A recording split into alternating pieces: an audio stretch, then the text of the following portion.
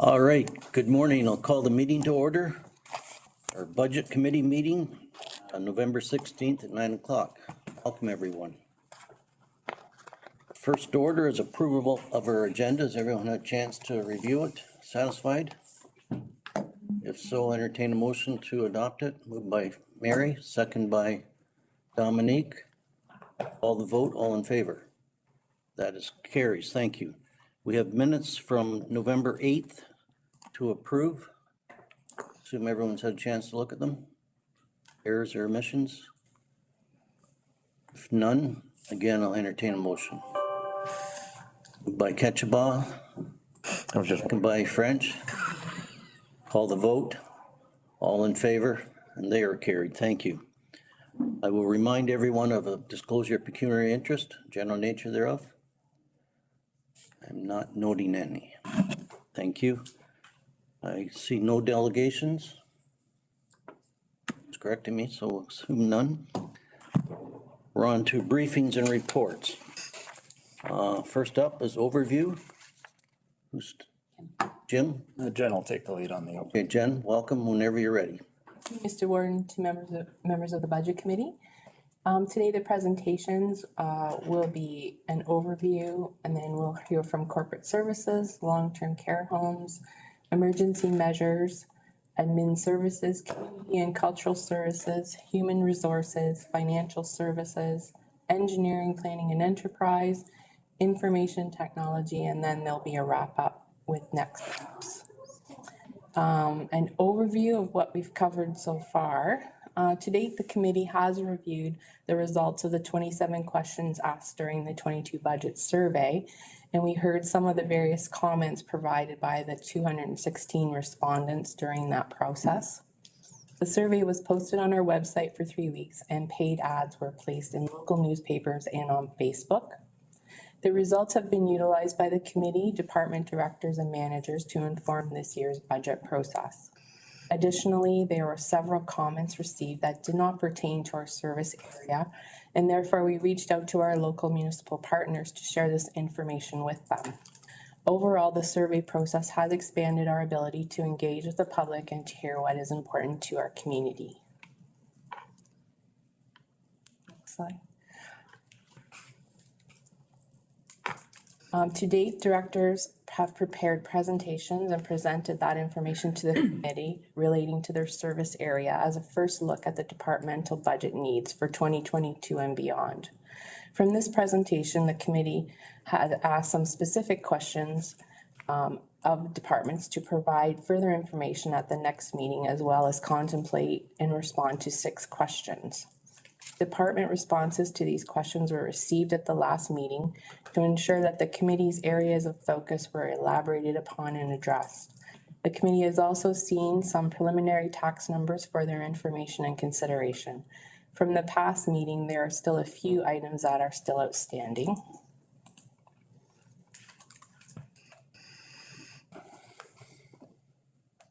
The committee will receive follow-up information to these questions from departments and departmental summaries. Further clarification will be received on information regarding the potential possibility to defer or change the scope on some capital projects, and staff are to consider projects that may not significantly impact public safety while providing relief on the immediate pressure to fund through the tax base. Further clarification as it relates to the possible use of growth reserve to additionally relieve some burden on the tax rate.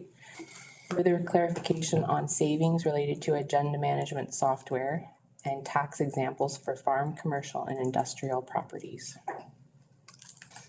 What we will cover today that will be focused on recommendations previously presented related to the department needs. And departments will highlight any changes to their original presentations that have already been identified from a previous meeting. Additionally, financial costs will be provided in order to outline and provide clarity for the committee. What we're hoping to accomplish today are results that provide clear direction to the finance department and to departments relating to the budget ask for 2022. Committee should be clear when providing direction and when considering each of the recommendations in the presentations. We want to review the draft budget format from the 2021 process to ensure that's going to meet expectations of the committee. And finance will use all this information to develop next steps when developing the draft budget. What will those next steps be? We have provided some proposed next steps which compile the recommendations, draft the 2022 budget, revise the 10-year plan, bring to the committee for the review, and the date of the next meeting is November 23rd, 2021 at 1 o'clock. I'd be happy to answer any questions. Thank you, Jennifer. Questions, comments? Looks like we're still with you, so carry. Was Jimmy up next? Yeah, I'll take us through the corporate, which is just a couple of items, so we can go to the next slide. So interest rates, we've updated the numbers that we talked about at the last meeting based on the November 2nd available debenture rates at 2.4. That adds about $1 million in interest payments. We've also received. Yep, carry on. I'm going to ask you before you go on to the next part, though. And then on social services, the city's provided us budget figures to use for 2022, and that provides a reduction of $267,000 annually. So the net impact is 1.7. Also, while we're on this page, we'll just touch upon the modernization funding because there were some questions on that. And Jen, do you want to give us a quick update on news received and how we spent it? In response to your questions, Councillor Jaguar. Mr. Warden, we had received 2 envelopes of funding. So there was a efficiency funding, which was $725,000, and modernization funding, which was $125,000, for a total of $850,000. And this was outside of COVID-related recovery funding. In that envelope, council had already approved use of these funds. Used for the intranet, there was $18,000 approved for that use. For the senior study, there was $28,000 approved for use for that. Community safety and wellness was $30,000. We had the service delivery review, which was $194,000, and human capital management, which was $551,000. The total spend so far is $811,000, with $38,000 still remaining in the reserve for efficiency funding. Thank you for that. Right. Jim, if I can step back to the interest rate on debt, we have already got debentures on 2020 and 21, right? $6 million debentures. And they were at the Ontario rate of somewhere around 1.9, correct? The first one was actually around 1.4. Right. And then the next one was a couple points higher than that. Okay. Is it anticipated in 22 that we're going to see, or we are going to take out a further debenture, or is it in 23? The plan that I have here is showing at the beginning of 2023, which timing wise could end up at the end of 22 or at the beginning of 23. There's give or take a few months. Okay, so you're planning ahead then for 2023 of what the suggested 2.44 is, but it's not impactful on 22. Mm-hmm. Okay. That's it for me. Okay. Okay, then on the summary page, summary of recommendation is that the corporate activities budget be adjusted for reduced costs, netting to 1.7 million, resulting from the improved social service costs, partially offset by the rising interest rates. So we'll just be looking for movers. All right. No further comments, questions for Jim? Just a Dominique? clarification, so be adjusted, meaning just in the plus or minus? Based on what was approved by council back in February, this would be changes to those numbers. So we're going to be adjusting the previously council approved budget for the upcoming year. By adding the 1.7 It's an improvement because social services is coming down. Right, Interest is going up, nets to a overall improvement of 1.7 million over the 10 years, okay, so it's a decrease. a decrease. It's good news this time of day. Everyone clear on that? So we'll entertain a motion to receive this or to approve this recommendation, I guess. By Jaguar, second by French. Are we ready for the vote? All in favor, please? And that carries. All right, thank you, Jim. We're looking at County of Elgin Homes.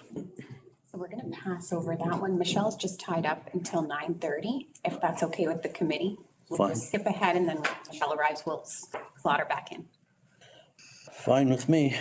Welcome, Jeff. Morning. How are you? Not too bad. How about yourself? I'm good. So whenever you're ready, you got the floor.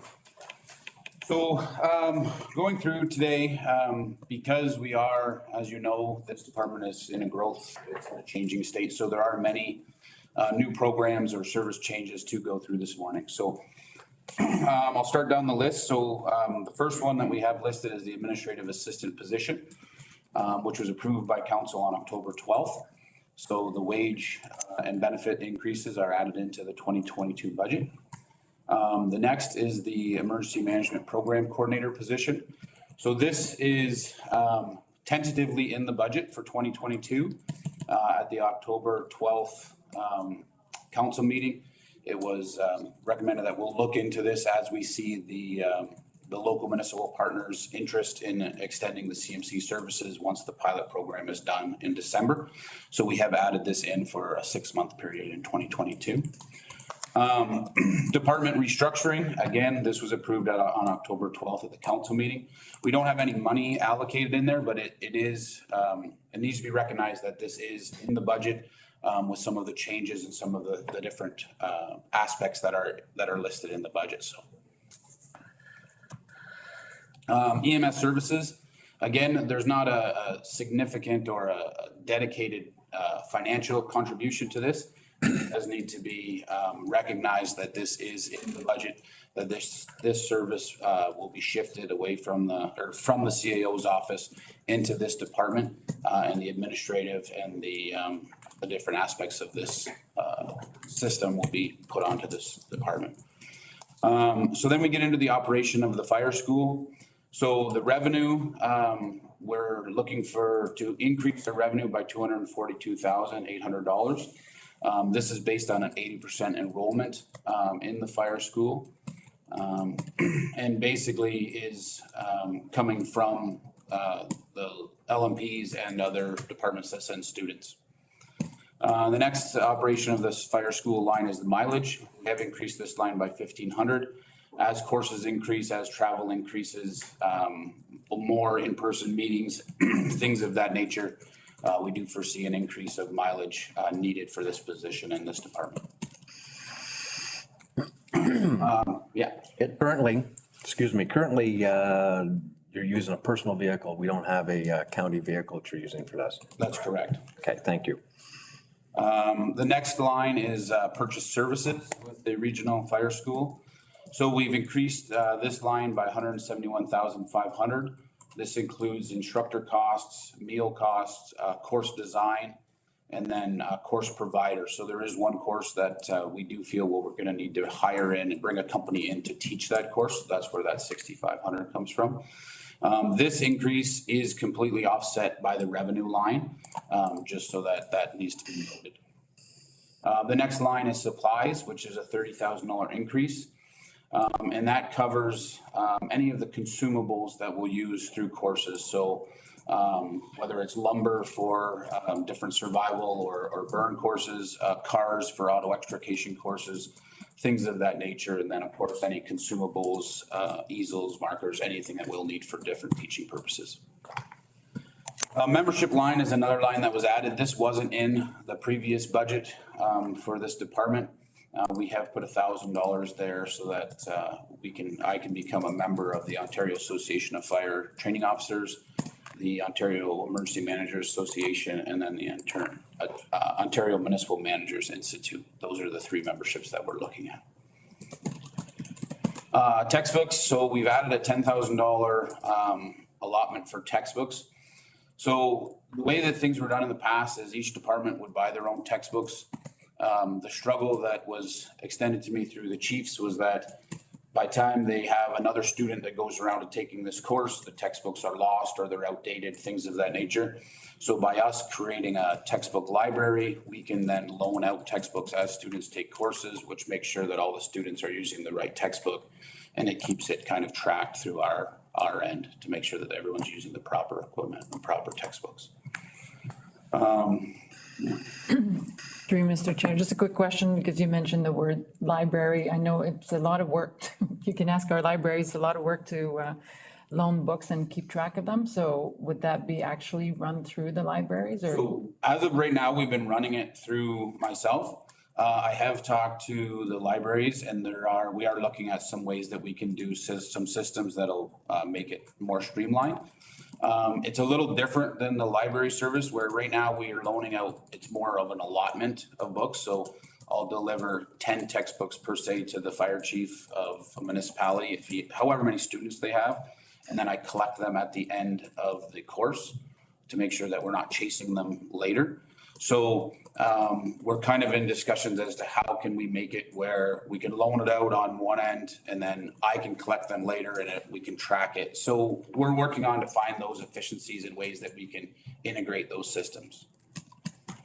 It can get complicated quickly, I would imagine. Yeah. So it may feel like it's a small scale, but I would hate to then have to buy additional software or have additional admin to run kind of a parallel Right. library kind of similar system. Yeah, and I totally agree with that. And that's why we have been in preliminary talks at this stage. But we do know that we want to find some systems to streamline it and to make it where we can integrate our system with theirs and to find ways that we can make it better. Yep, there's expertise there for sure. Yeah, for sure. Chance to, the 15,000, can they have a deposit or is there a chance to recover some of that cost from the lower municipal partners? So the way we have bought some textbooks in 2021 and we've used revenue funds that we have got from other courses that we've done. There are systems we could put in place. I know some of the local municipal partners have suggested that they have 10 or 15 textbooks that they currently have that they just would like to give to us to put into our library so that everyone can use them. So there are some systems that we could look at for that. Ed, do you have a comment? Jeff, how often are these textbooks going to need to be replaced? So most textbooks have a 10-year shelf life. All right. So everything in the fire service kind of runs on an NFPA cycle because NFPA is the standard that we follow. And everything is good for two standards. So every 5 years, the standard is redone. Mm-hmm. So every 10 years, kind of the course content, textbooks, all that is redone. So they basically have a shelf life of about 10 years. So, okay, so what I was fishing for is whether this was an ongoing line item, 10,000 a year. We have it as a line item every year in the 10-year plan. 10,000 or 1,000? I think, is it 10 right now? Yeah, it's 10 right now. Every year? But if the books are good for 10 years. But so every discipline has a different textbook. So Right. There's numerous textbooks that are out there. And yeah, I think that there's probably a dozen different textbooks that we are using for various programs. Okay. Okay. We'd have that clarified. Yep. Sorry, Mr. Chair, so just curious, so how many books, what's a unit cost? So most courses, we would want to buy an allotment of like 20, like a class size of each textbook. So that's 25 textbooks. Most of the textbooks are $200. For the recruit class, we have 80 recruits starting in January. So those textbooks again are $200 and we would need 80 of them for that class. Now they would come back to us after every class. If we don't want to go down this road, then the the local municipal partners would just purchase those for their students, and then they would just do that on an ongoing basis every year. So I'm not good at math in my head, but does that add up to 10,000? No, 10,000 is going to give us a starting point. We're not going to be able to buy every textbook for the whole year, and we have some textbooks that we've been able to purchase this year for some of the ventures that we've done. So this is basically to kind of keep us so that we can continue to upgrade and build and. Ed? Yes, thank you. Jeff, where do you accommodate in the, this table of asks and expenditures or revenues for the surplus $40,000 from the regional fire school? So the surplus from the fire school, 50% of the admin wage at this time is allocated from revenue from the fire school. And that's all, so that's about, that comes out to about 40. All right. I think that as we grow the fire school, that those revenues will, or those extras will add up. But at this time, the majority of it is allocated towards that admin position, or 50% of that admin position. That will be dedicated to the RTC. Thank you. Jeff, do you think it's fair to pass that cost on to the LMPs? It's definitely something that we can ask them. I know that was one of the biggest things that was expressed to me when we started, was that each of them are spending between $5,000 and $10,000 a year on textbooks. So if we could have it where this is in one common spot. I know this is a system that's used in some other areas that have joint training, and it's worked fairly efficiently. But it's definitely something we could go to the local municipal partners and ask if they'd be interested in. I think centralizing the books on one place, but the cost could be passed on. Yeah, for sure.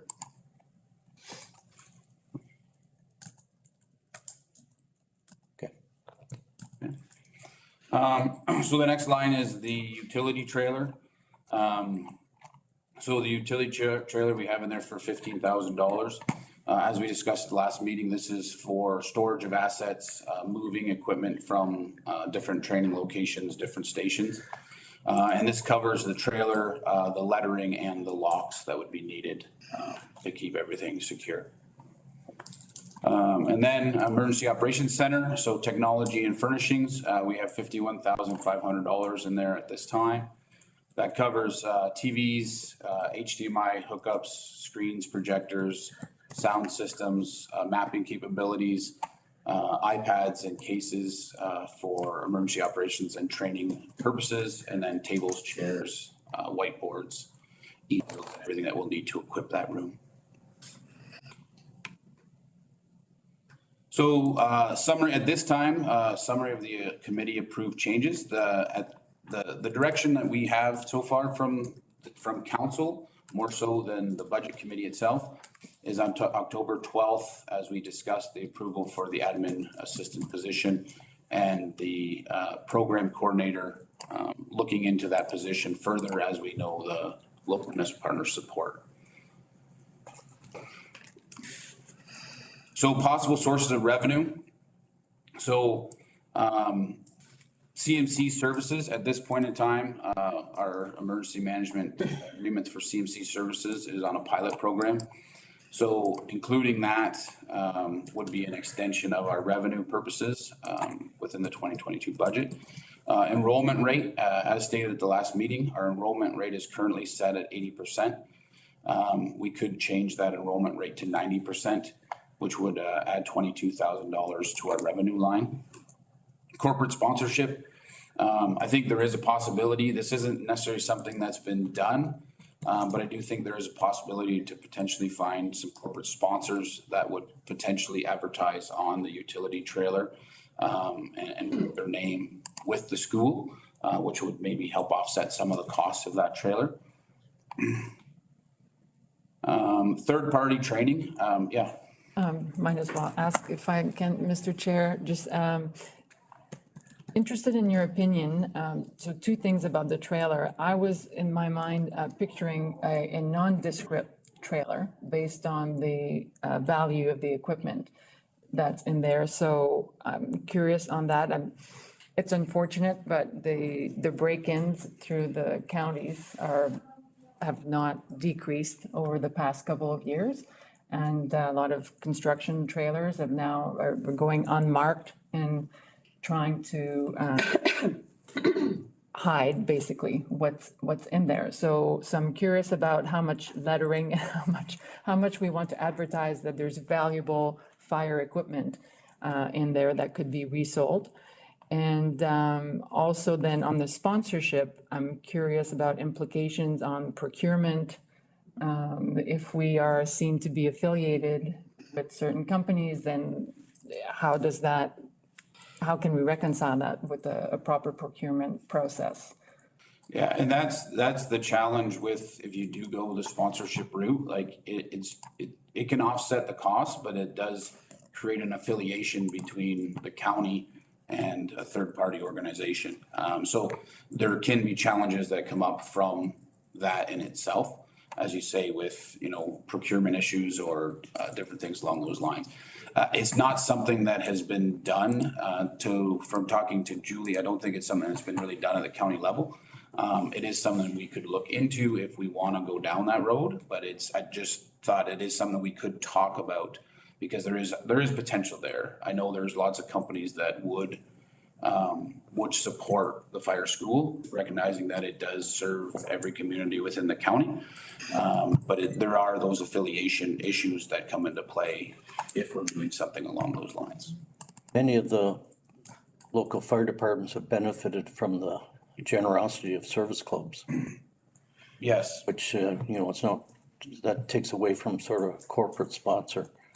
But I know Central Elgin, we've had some generous donations, ATVs, et cetera, so.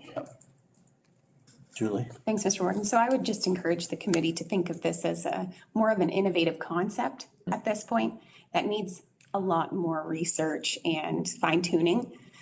So it's maybe not reasonable to adjust budget numbers, assuming that this will be possible at this time, but something worth exploring for sure. Ed? Just to add to those comments, and I agree with what you're saying there, and I agree with what your comments are as well. But you might find corporate sponsors out there just supporting the concept of regional fire training school, and that in itself helps underwrite some of these costs. But I think you're right. Nondescript trailer, let's don't draw attention to ourselves. Mm-hmm. And you're not even pulling it with a municipal truck, you're Right. getting that. So Yeah. don't need to advertise. Save on lettering. Well, I suppose there is that part of it too. Put a code on it so you know it's yours, but it's up to you. Yeah, no, and I can see the trailer theft is an issue within many avenues. So and it can be argued both ways. There's some that say that the ones that are marked don't get stolen because they're harder to get away with. But I know that there's arguments on both sides of that, so yeah. Julie? Thanks, Mr. Warden. So maybe what we'll do in terms of marking and unmarking the trailer is we'll reach out to OPP and Elmer Police Services and just get their opinion and bring that back to the committee and by extension council for consideration. Yeah, because it has to do where it's parked as well, and there's cameras and all that. Yeah. Kind of where I was going next, Dominique was thinking, are you gonna have to buy a boot for this thing to secure it? You know what I'm getting at, You there. definitely have to buy hitch locks for sure, like the pin lock that makes it so it can't be stolen. They're around $500, so that's the avenue I was going down. Boots are quite a bit more expensive. Yep. But I've talked to some people who have construction trailers and they're using pin locks and they have good success with that, so. Okay. Julie? Just a question to Brian. Is there an opportunity to maybe store this at White Station or other county facilities where we could offer greater security? Yeah, absolutely. Through Mr. Warden, absolutely. Some of our facilities have CCTV inspection cameras on as well. While they're not monitored 24/7, They do provide a little bit of comfort in the event that something was damaged or entered into, that hopefully we can get some sort of facial recognition and be able to provide it to the OPP. But White Station is secured, it's fenced, option. So then two other potential revenue sources that I did put in here. I think these are early stages for the first year of our department and kind of our growth. But we have been approached by an industrial company within the area that has their own emergency response team in-house. And they've asked if we have the ability to do their annual update training, and to provide their new emergency response team members with initial training. So these are all revenue sources that are there. I know some fire schools that are in existence that do fire extinguisher and first aid training for commercial and industrial settings. I don't know if we want to get into the business of being a private entity fire school, but these are potential revenue sources that we could look at. As I say, I think it's a bit ambitious for year one, but those opportunities are out there and they do exist. And then on the same side of that conversation, I have been approached by an external entity looking to see if we would be able to develop an emergency response plan for them. Again, at this stage, I think it's ambitious in year one with the resources we currently have. But as things grow, if we are looking for revenue sources, this is an opportunity that we could put out there that, there are numerous companies that have bigger demands on having an emergency response plan. I know when we did our scenario in West Elgin a few weeks back, they were asking about potentially doing an emergency response plan for their water board. So there are boards and companies that need these professional services, and there's not really anyone who provides them. So those are long-term revenue sources that we could look at in the years to come. Mary? Thank you, Mr. Chair. I have to say, this is great what you brought forward, because not only is this a health and safety, covering those issues, this is an economic development tool. Because when companies come into your community, they like to know that these types of services are available. And we all know that they have to meet their, regulations. So this is really forward thinking. Dominique? And if I may just add to that, just a little caveat that at the same time, I think if there is a gap, then we have an expertise that nobody else is offering, then there's definitely an opportunity. I, on the other hand, would not want to get into competing with fire schools, some with colleges who are our partners in the community, and then all of a sudden we're undercutting, our partners. So, but I think when there's a real gap and we have unique expertise, absolutely. And we have all the expertise and the material, so let's capitalize on that. I'd certainly agree with that. You're kind of looking at the crystal ball and thinking ahead. So I think a year from now, you'll look back, say, yeah, that made sense, or we're a little ambitious. We'll grow into it. So I'm pleased to hear that. Any other comments? If not, go ahead, Jeff. So this just breaks down the changes that we need some direction on. So the revenue line, so currently we have it set in as 260,000 in revenue, which is 80%, based on 80% attendance. Our options, we could go to 90%, which would add 22,000, or we could go to 100%, which would add 44,000. My recommendation at this time would be to stay with option number one. We've had 100% attendance so far, and we've had a 25% wait list. Just without a full year of data, I would feel more comfortable sitting at that 80% mark, and then anything above that 80% is increased revenue that'll go into the line. And if the line is, if we can get better data for the 2023 budget, I think it'll be more data-based rather than wishful thinking. Just a more conservative approach would be my direction or my recommendation. Ed, go ahead. Thank you, Jeff. Going back to the first question I asked you, so what are you gonna do with the extra 18,000 now? Because on the table is 242,000, now we're 260. So 242 was an increase, is an increase from what it currently was at. Okay, So that's where that number comes from. So originally, like our current budget, I think is 7,200. So we're looking at a 7,800. We're at a 242 is our increase over last year's. So we're sitting at 260 in the budget line now, if that makes sense. doesn't add, but that's all right. I'd have to get that number exactly for you. Just going for clarity, sir. Just picking, so it's 72 plus the 242? So 242 was the increase over last year's is where that number came from, but I'd have to check without my budget in front of me to confirm that. I know we have 260 in the budget for 2022 for the revenue line. Jennifer's nodding yes. That is correct.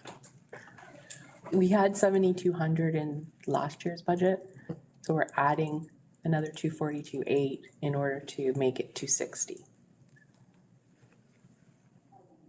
My math still doesn't get there, What? isn't it? Let me look, I'll confirm. Because it's 314, the total. Three. Are we looking at 72 plus 242? No, never mind, I'm not following this.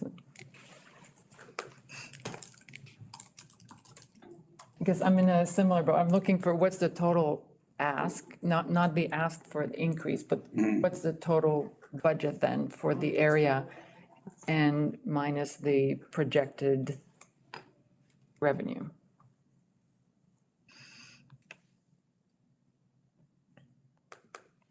We can come back. Yeah. I'll circle back to me, please. Yeah, Okay. thanks. And Jeff? So then the mileage, purchase services and supplies, those line increases can all be kind of grouped together. So they're based on our current look at 50 courses next year. That's based on the local municipal partner fire chiefs and what they need within their departments, what they're looking for, number of students that they're allocating towards courses. So option one, currently we have it set as 1,500 for mileage, 171.5 for purchase services, and 30,000 for supplies. So option one is keep the 50 course line items as proposed. Option two would be reduce the course load by 10%, which would reduce the expenses by 10%, saving $20,300.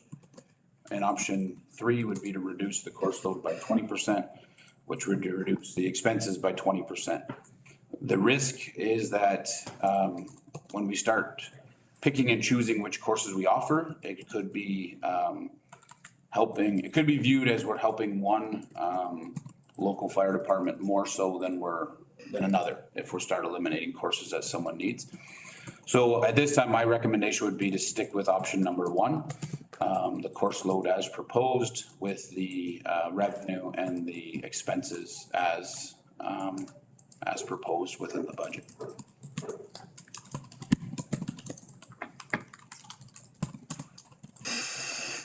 So just to clarify, and it's nitpicking again, the increase in the mileage, attributing it to the fire school, but I assume it's across the whole range of services that it's going to do.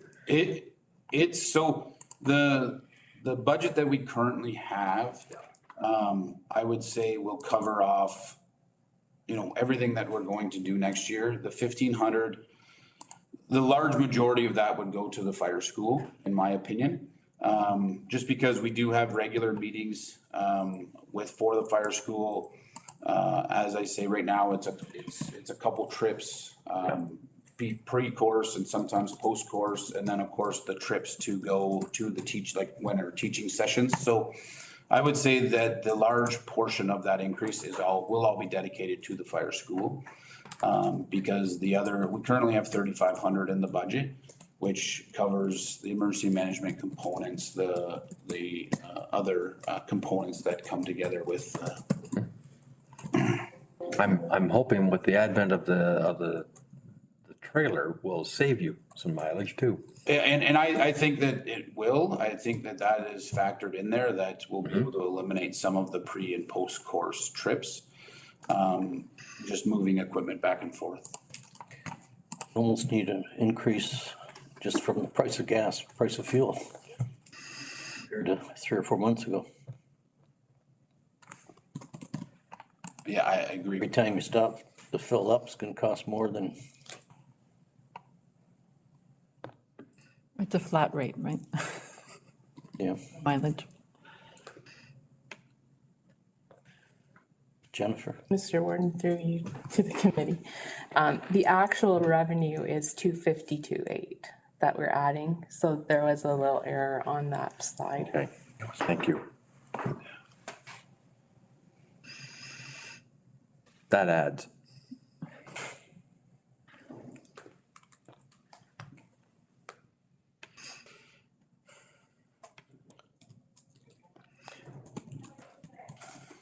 Go ahead, Jeff. So then, the next one is the textbooks.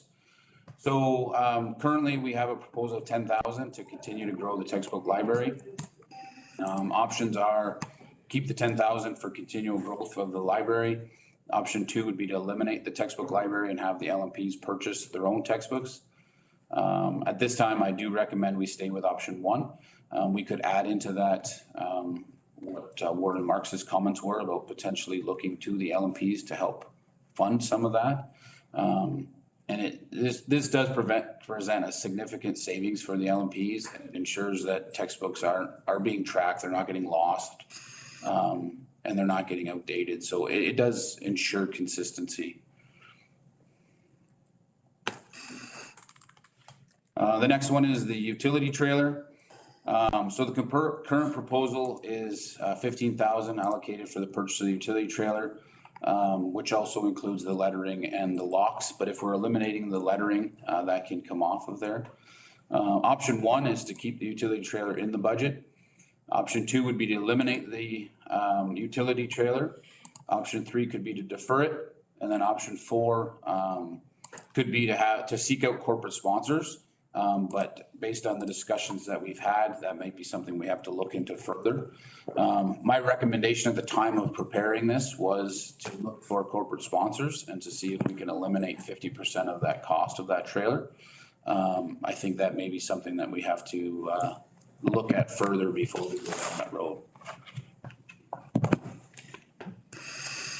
So then Eoc Technology and Furnishings. So the current proposal is 51,500 included in the budget. This is in conjunction with the cost of the renovation, which is done by facilities. This covers TVs, HDMI hookups, screen, projector, integrated sound system, mapping capabilities, iPads with cases, tables, chairs, and whiteboards. So the options are to keep the 51.5 in the budget for the technology and furnishings. Option 2 could be to do the installation over a 3-year phase-in. Portions to be done each year. You will see that I've increased it because from conversations I've had with some suppliers, there would be it would be more expensive to do as not part of the renovation. With things ripped apart and during the renovation process, there's significant savings. And then option 3 would be to reduce the technology and furnishings by 10,000, seeking out potentially secondhand tables and chairs for the room. So at this time, my recommendation is option 1, that we do it with the renovation in the 2022 budget.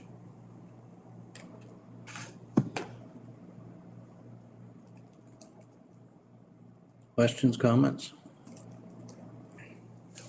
Go ahead. Mr. Chair, I don't know, maybe it's just me, but I'm a little bit confused.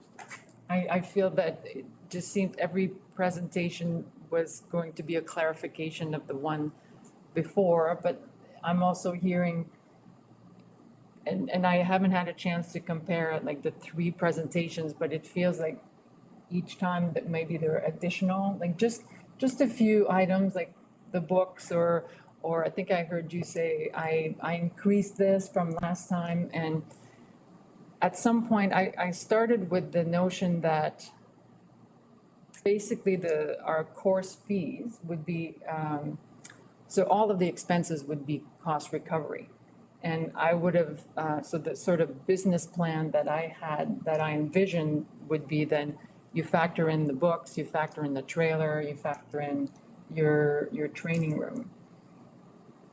And perhaps that's still the case, but I'm not clear on that.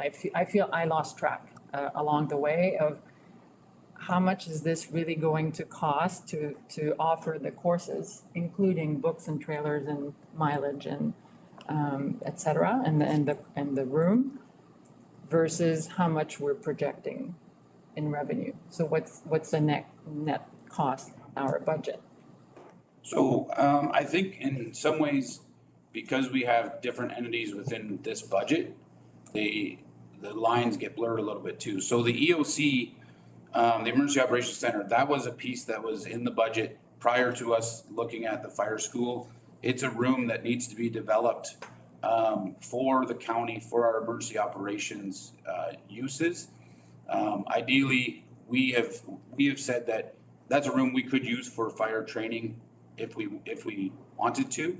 I think most of the fire training will take place in fire stations. That's more where the fire chiefs want that to happen. So ideally, if we said we're never using the EOC for fire training, that the technology, the utilities, those things that are going in there would not change. Those numbers would not change. It's just basically saying that, you know, if we chose to, we could run a course here in that room because it would be equipped based on our emergency operations center needs. It would be equipped that we could use it for those purposes as well. But I can assure you that I haven't changed any items from one presentation to the next. Our numbers have been very consistent. The only thing I have changed is potentially looking for, you know, ways to cut down some of the costs based on discussions about the utility trailer or about revenues, things like that we've had at the different meetings. So I can give you a breakdown of the entire school side of things and kind of keep it totally separate from the rest of this budget, if that would help you. Okay, Perhaps. Ed? Okay, thank you. Jeff, is it anticipated with the CEMC component of it? Excuse me. That for those LMPs that currently providing service to or will be in the future, will those operations be run out of this room, or is each LMP you're gonna have to go there to run their emergency management? So with our emergency operations center, it is our primary emergency operations center for the county. Yes. And it's the secondary emergency operations center for a large number of the LMPs. So it's a room that if they had a tornado, hurricane, crisis of some kind within their municipality that wiped out their current emergency operations center, that they could come here and operate their meetings, operate their strategy planning out of. So as far as doing their annual scenarios and their annual meetings, the potential is there that they could come here to do those, but I would anticipate that most of them would want them done in their primary locations. Well, just thinking out loud that the room, as recommended, will be equipped with all the boards and all the equipment and technology. And a lot of us don't have that kind of equipment or technology. There's a certain common sense that says, let's go use the room up at the county, which, you know, the LMPs are partially funding the service anyway. So. Yeah, and as I say, most of them, most of the LMPs, it is their secondary location. Yeah. So it definitely would be, accessible in an emergency situation if they wanted to use that room, even for their annual scenarios. Ideally, you know, I've always done it where you do 1 year in your primary EOC, like one year of your training scenario in your primary EOC. You do the next year in your secondary EOC so that everybody kind of gets the experience of setting up and operating in both locations. So there's lots of opportunity there. If it's set up, if it's ready to go, it's a room that could be utilized. I guess, Mr. Chair, what I'm thinking of is down the road, rather than each LMP setting up identical rooms. We've got one in the county that works for all. Yes, and I think probably some of the larger fire departments, like I'm thinking down the road here, Stanley's probably gonna be equipped fairly well. Yeah, And, there's other larger ones. So again, maybe that's a benefit to be shared as well. I don't think we need to duplicate everyone, but point taken. But we never know when those disasters, what building gets taken out, who knows? right. And we have to be ready, so. So, summary of recommendations, that the wages and benefit line be adjusted to reflect the approved changes made by council on October 12th. That the changes to the purchase service lines, supply line, mileage lines, and revenue lines be approved to support the LMP training initiatives and the operation of the fire school. And that the capital projects presented be approved to help support the fire training and emergency management initiatives throughout the 2022 calendar year.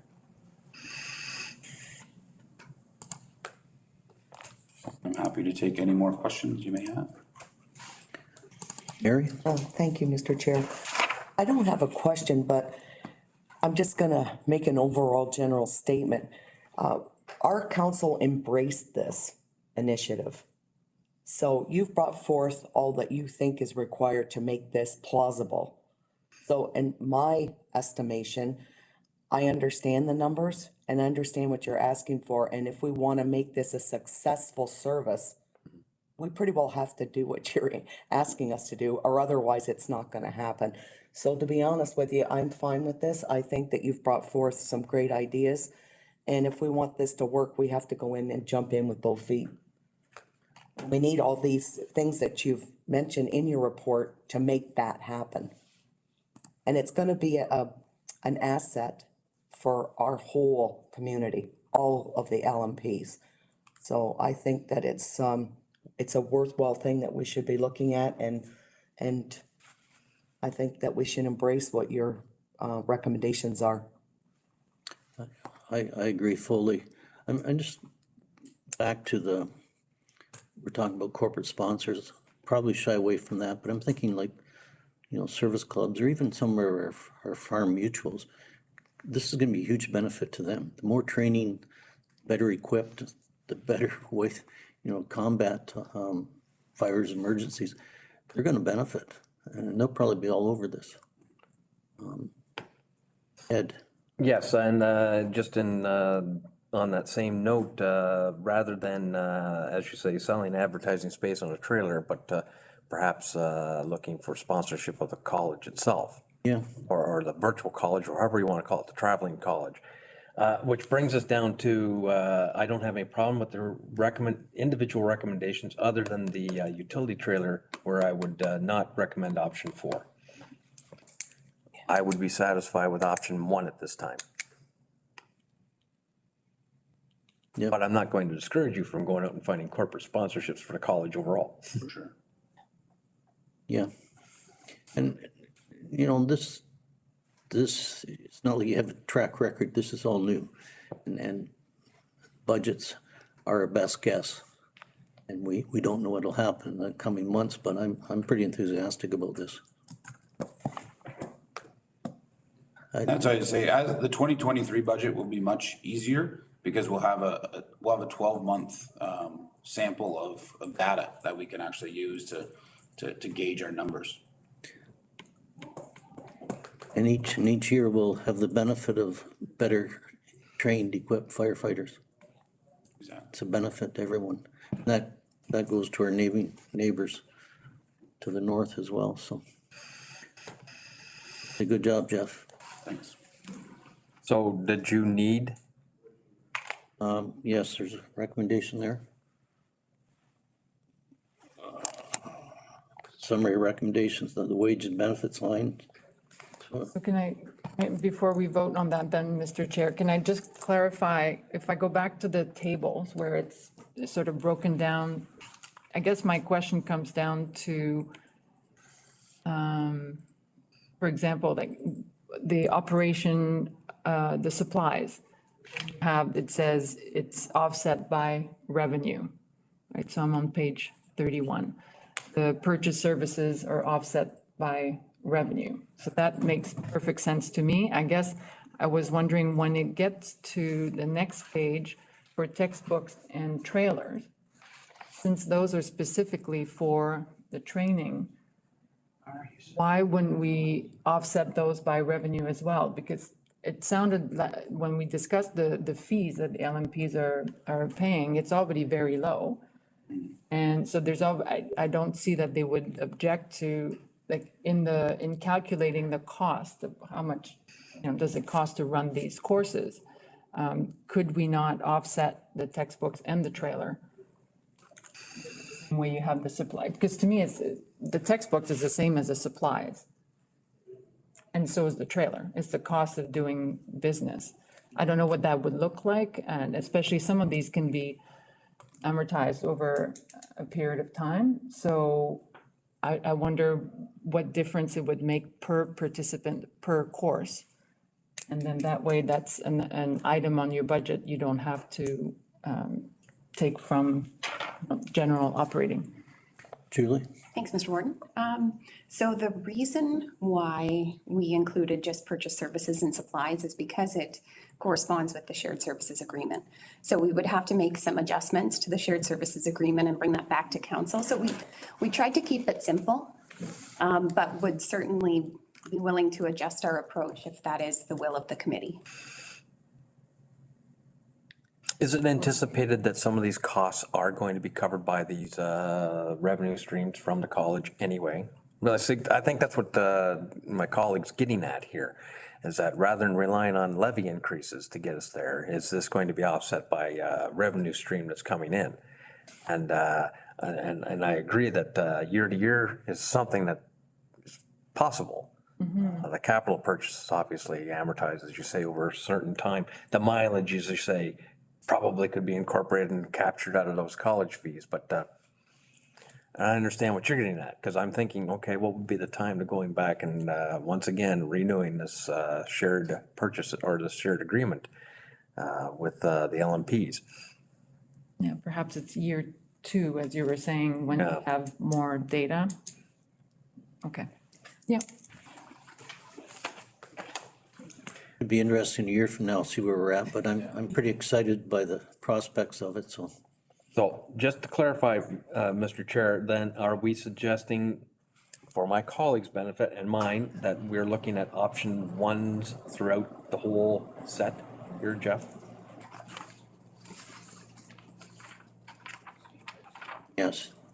I believe, yes. 80%. Yes, option 1 throughout. Yes. Yes, if we're changing the trailers, so yes, option 1 throughout. Okay, so we're clear on that? Mover and seconder, and I'll call a vote. Moved by French, second by Ketchabah. Ready for the vote, all in favor? That carries. Thank you, Jeff, good job. I see Michelle come in. I did. We'll go back to Michelle. Good morning, Michelle. Good morning. Whenever you're ready, you have the floor. So thank you, Mr. Warden, through you to members of the Budget Committee. So the first slide for you is the proposed new programs and service changes over 2021, previously discussed. So the docket software is the ask of $28,725 for year 1 implementation, and then the ongoing annual license fees are noted there. And really the purpose of this is to support our case index funding efficiencies and to minimize compliance risks. The second item is the automated call-in program for shift replacement. We have budgetary carryover because we weren't able to implement in 2021. And so the purpose of that is to support staff recruitment and retention efforts, timely call-ins, improve staff morale, and support continuity of care, making sure we have staff on the floor, and hopefully, well, we're expecting to reduce overtime costs. The third item there is the temporary part-time clerks, and across the 3 homes, and that's April to December, and a correction there, it's December 2022. There's a typo there. So the cost for that across the 3 homes is $75,000. Since the last meeting, we've had conversations and we're looking to support those costs through the Safe Restart funding. So you'll see that that's been backed out of the presentation for today. And again, that clerical support is to support successful implementation of both the scheduling program and the automated call-in program. In the meetings that we had with the provider, it was very evident and clear and reinforced over and over that we need to make sure we have the support up front to make sure it's uploaded properly and we have the team to support the implementation. If we need to go back and make changes, that's costly and causes errors and confusion. CMI efficiency, that's an ask, an improvement ask. So $308,000, and I can speak to that, how we arrived at that number in one of the future slides coming up. So some additional information, you've heard me mention a few times, the new funding, the direct care staffing supplement funding, and the allied health professional funding.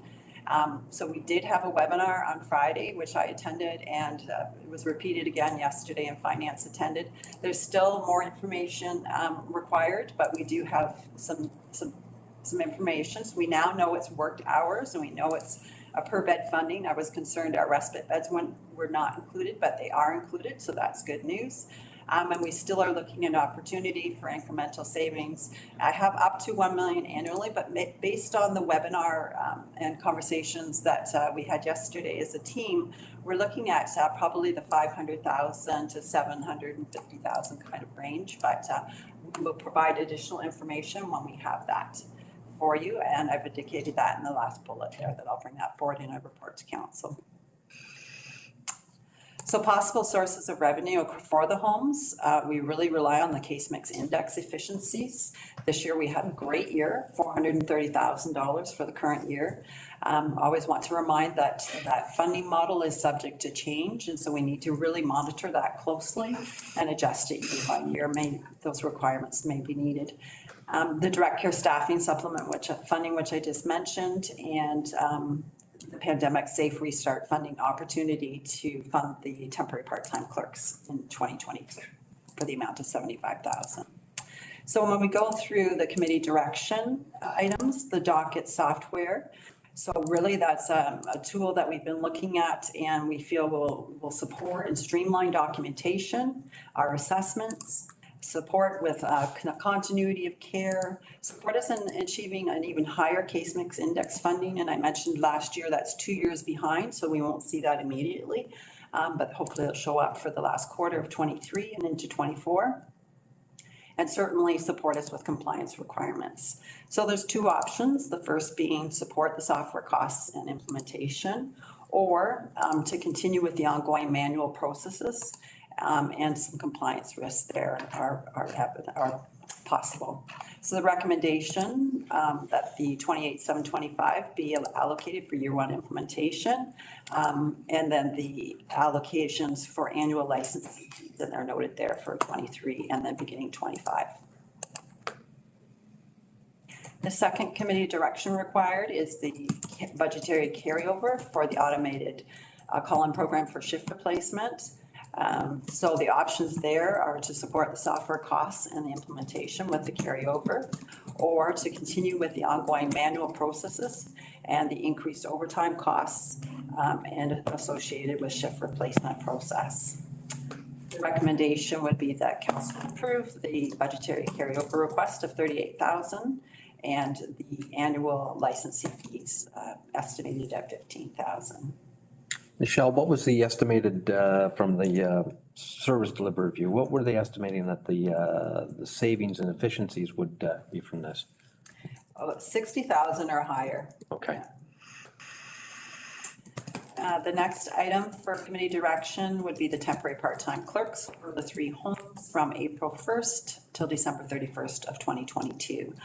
And again, that's to support currently our scheduling and staff replacements until we implement the new programs of the scheduling program and the automated call-in system programs. So again, those are labor-intensive implementation strategies, and we want to make sure that we do that well, so that we are successful in that piece. So the option would be to support the one-time cost of 75,000 and utilizing the opportunity through the Safe Restart funding, or to try to manage with limited staffing and then potentially a risk for additional costs if we need to go back and make some changes if we don't do it well up front. So the recommendation would be to approve the continuation of those temp part-time clerks until we get those two softwares implemented, and that will take us to the end of December 22 at the cost of approximately 75,000. And so the good news out of this is looking to apply identified homes efficiencies to the 2022 homes budget to offset municipal contributions. And that dollar amount is 308,000. So we got that number starting with our CMI efficiencies of 430,000. And then we had some other minor efficiencies of 9,000. And then we had some unanticipated costs and some known costs. So we had some service agreement costs that went up that we weren't prepared for. We have, to support the CMI, there's an annual agreement cost to that, which certainly is well worth it when we see the $430,000. And then there was some additional staffing related costs. We made some adjustments in shift premiums and benefits. And so that added up, brought us to the $308,000. And so the recommendation there is that an improvement of 308,000 be included in the 2022 homes budget, which includes the CMI efficiency with those minor offsets. So the summary of those recommendations, again, the 28,725 for docket implementation in year one. And then the second bullet is the annual costs that we're aware of for 23 through to 25. The third point is the budgetary carryover for the automated staff call-in program. And the next point is the anticipated annual license fee allocation request. The next point is the temporary part-time $75,000 to be funded through the SFF opportunity. And then the good news story of the $308,000 improvement. And finally, that staff shall report to council the financial impact of provincial funding related to direct care staffing supplement funding, the 3 and 4 hours of care, and the allied health professional funding. Once we have more details, we'll bring that forward. I'm happy to answer any questions that you have. Thank you, Michelle. Questions, comments? Go ahead, Dominique. Thank you, Mr. Chair. So at the beginning, we talked about how there was 38,000 remaining out of efficiency or modernization fund. And so I'm wondering if we don't have that money earmarked for anything else at the moment, if that's the docket and the, what's the other one? The 16,000, that's for is that for the staff? Looking at the second bullet. Well, that's the That's the annual license. license. That's fee, the light, so that starts next year. And so perhaps even the 28,000 could that be a good use of that fund? And then again, it doesn't come out of the general budget or levy consideration?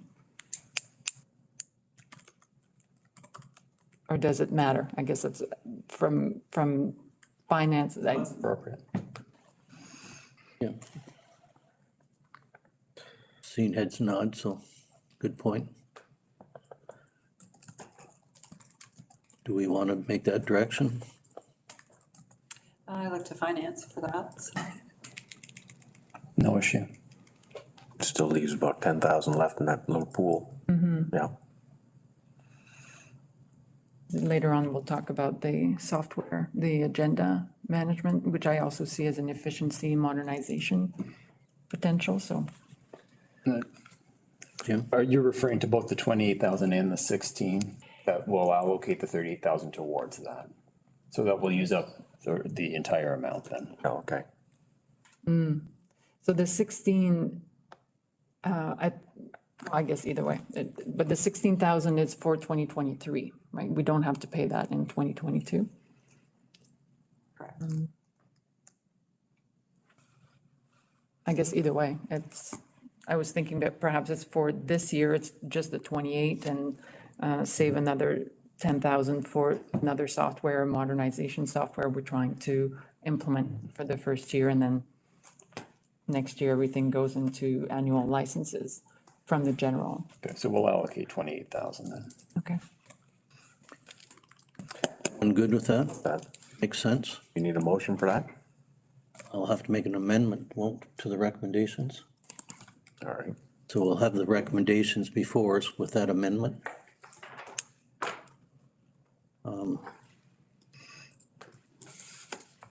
Is that clear to everyone?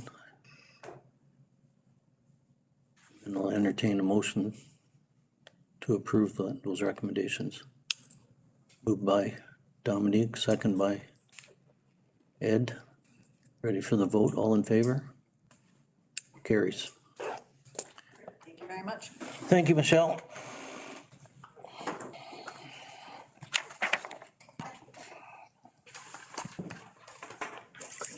Administrative Services, Council Warden up next.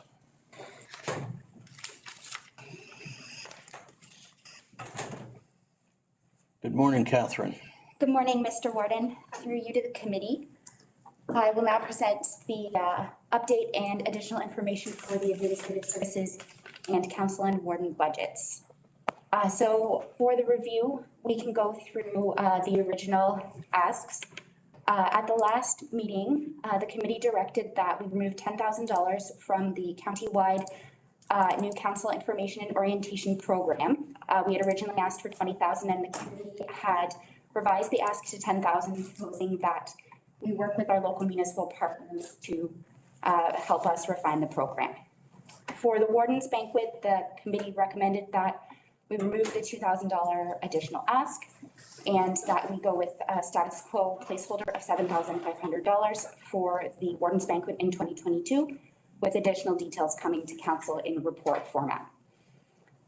The third request was the annual council and committee's promotion and marketing budget with an ask of $5,000. Next slide. And the accelerated replacement cycle for the ambulance laptops and the addition of 2 spare laptops at the cost of $166,000 to be added to the 10-year plan. This spend is obligatory. And the final is the agenda management software, an ask of $30,000. The budget committee requested an analysis of staff time versus software solution, and this analysis will follow. So again, in summary, the adjusted countywide new council information and orientation program is adjusted to $10,000, and additional funds to support the Warden's banquet were removed. In terms of possible sources of revenue, staff continue to look for grant opportunities wherever we can to support any new projects that may come our way or any government mandated initiatives. So the committee had required, or the committee needs to provide additional direction on 2 items. The first of those items being the annual council and committee's promotion and marketing budget. So the proposed changes are the $5,000 requested to support the costs that are associated with public engagement requirements of council and committees where they do not fall into other project areas. This includes print advertising, online advertising, and the occasional mass mail distribution. The options associated with this are 1, to support the $5,000 for the council and committee promotion and marketing budget, 2, to support a reduced amount, or 3, to not support the council and committee's promotion and marketing budget. The recommendation is that the budget committee direct $5,000 to be included in the draft 2022 budget and that $50,000 be included in the 10-year plan to support council and committee's promotion and marketing budget. The reason that we have chosen option 1 is that based on previous years and some of the projects that we see and initiatives we see coming up, that is an appropriate amount to cover what we'll be needing to reach the public. The second item is the agenda management software. So there's a larger analysis here. We did a bit of an in-depth analysis, went back. This year we will have 26 council meetings, including our regular meetings and also our special council meetings. By the end of the year, we will have had 70 committee meetings. We also factored in that we do create agendas for our executive leadership meetings that we have approximately 1 a week. And then also management team meetings on a broader level that we have approximately 2 a month. So we did an additional analysis. In terms of accessibility, it takes approximately 12 hours for a council meeting or 6 hours for a committee meeting to make documents accessible and combine the entire agenda. Sometimes we have 500-page agendas with very complex photographs and templates, and that all needs to be made accessible as well. So we based the cost analysis on $50, which is wages and benefits included, to come up with approximately a cost of $42,125 a year to put together all of these agendas. Savings would be approximately 50% at this point. That's estimated how much we would be able to reduce our time. It is important to note that last time there was a question about the implementation fee versus the regular licensing costs. And of course, council would have to go to an official RFP process for this, but preliminary quotes have indicated that based on our size, an annual licensing fee would be $25,000. And then a one-time implementation fee would vary anywhere between $5,000 and $7,000 based on the quotes that we've received thus far. So in addition to the financial analysis and the efficiencies that this agenda management software would provide, it also would provide an easier, more positive experience for our residents who are looking to navigate our documents on the internet. Members of the public will be able to go to one location to access agendas and minutes and videos from all council and committee meetings in one convenient location. They'll be available to download as a standard PDF the way that we do now, but also in a format where each item is listed and each report and attachment can be opened individually. So this helps, particularly where there's lower bandwidth. Sometimes it's very difficult to download one of our really large council agenda packages that have 500 pages. If you're living in a rural community, it might not ever load. And if you're scrolling and scrolling and scrolling, I know. by the time you reach page 400, sometimes it just looks like it's blank. And that's not because it isn't there, but it's because there's not enough bandwidth to download it. So this gives the option of opening each individual report. It also makes it easier to navigate if you want to quickly jump to an item as well, allowing those to open in an accessible format. Also, the portal allows for agendas, minutes, and videos of previous meetings to all be viewed in one location. So you can go and click into the meeting date, for example, for today, and would be able to watch the video from the budget committee meeting, as well as read the minutes and look at the agenda. And through the agenda, you would be able to scroll through and click on a particular item, and it would immediately take you to a timestamp section of the video. So you could watch that discussion about, say, administrative services budget, instead of watching everything to get to that point. So it creates a lot more of a user-friendly situation for our residents as well. And also a meeting calendar is incorporated as part of the solution. I did attach a link. Several of our local municipal partners are using agenda management software, including the municipality of Central Elgin, the town of Elmer, and West Elgin. So I provided a link there that to show the committee how it would look. And our options are as follows. Previously, as before, to buy the software for $30,000 or to forego the software in 2022. I did not mean 2023. I'm always a little bit ahead of myself, so I apologize for that typo, which would result in a $30,000 of savings. So we are recommending that the budget committee direct $30,000 to be included in the draft 2022 budget, and that $300,000 be included in the 10-year plan to support the agenda software. And I'm happy to answer any questions that the committee may have. And a summary of the recommendations are before you, that the budget committee direct $5,000 to be included in the draft 2022 budget, and that $50,000 be included in the 10-year plan to support the council and committee's promotion and marketing budget, and that the budget committee direct $30,000 to be included in the draft 2022 budget, and that $300,000 be included in the 10-year plan to support agenda software within the administrative services budget. Thank you, Catherine. Open the floor for questions or comments. Mary. Thank you, Mr. Warden.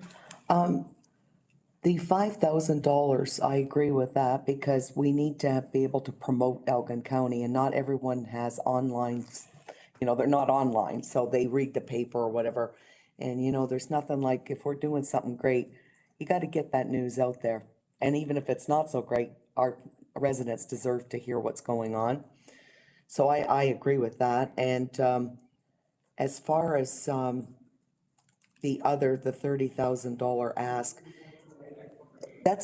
I think that's a necessity almost, what you're asking for, because we have to be transparent. And when people can get that information quickly and they can, like you say, just focus on one report or whatever it is that they want, so that all the information's in one spot, it just makes it so much more user-friendly. And that's what this is all about. We sit here and we represent the constituents of Algon County, and they have every right to be able to access all the information so that they can make good decisions for themselves and for the community as well. So we're all in this together. So I think this is great, and I agree with the recommendations. To your point, Mary, I can remember sitting around committee meetings 10 years, 15 years ago, church meetings, and I can still hear people saying, not everyone has a computer, not everyone has a computer. But when we go back 10 years, the ones that do now have multiplied by so much. And going ahead 5 years and 10 years, the ones that don't will be relics. So I think the easier we make it going forward, it's going to be appreciated and necessary. So, Dominique? Thank you, Mr. Chair. So just a clarification, in a previous presentation, we had the agenda management software in a reserve projects. So this recommendation would basically say that council agrees to utilize that reserve for this project. Just as a point of clarification, last year we had 9,000 in reserves. And then earlier in this process, the request was that 21,000 be added to the reserve for the total of 30. And then today in front of you would be the option then of approving that amount and releasing it from reserve for use. Right, okay. And my other clarification, if I could, the 5,000 for promotion and marketing is an addition to, I'm assuming we spend much more, and I was curious sort of what's the overall budget, or do we have that number? Because we use Bang the Table, which I suppose is a subscription of some sort.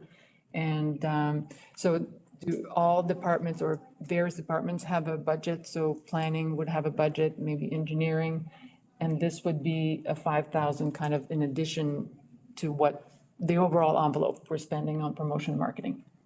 It is. It's for promotion and marketing for things that don't fall into any of those particular areas that are directed by a committee or by council. So, for example, the budget survey.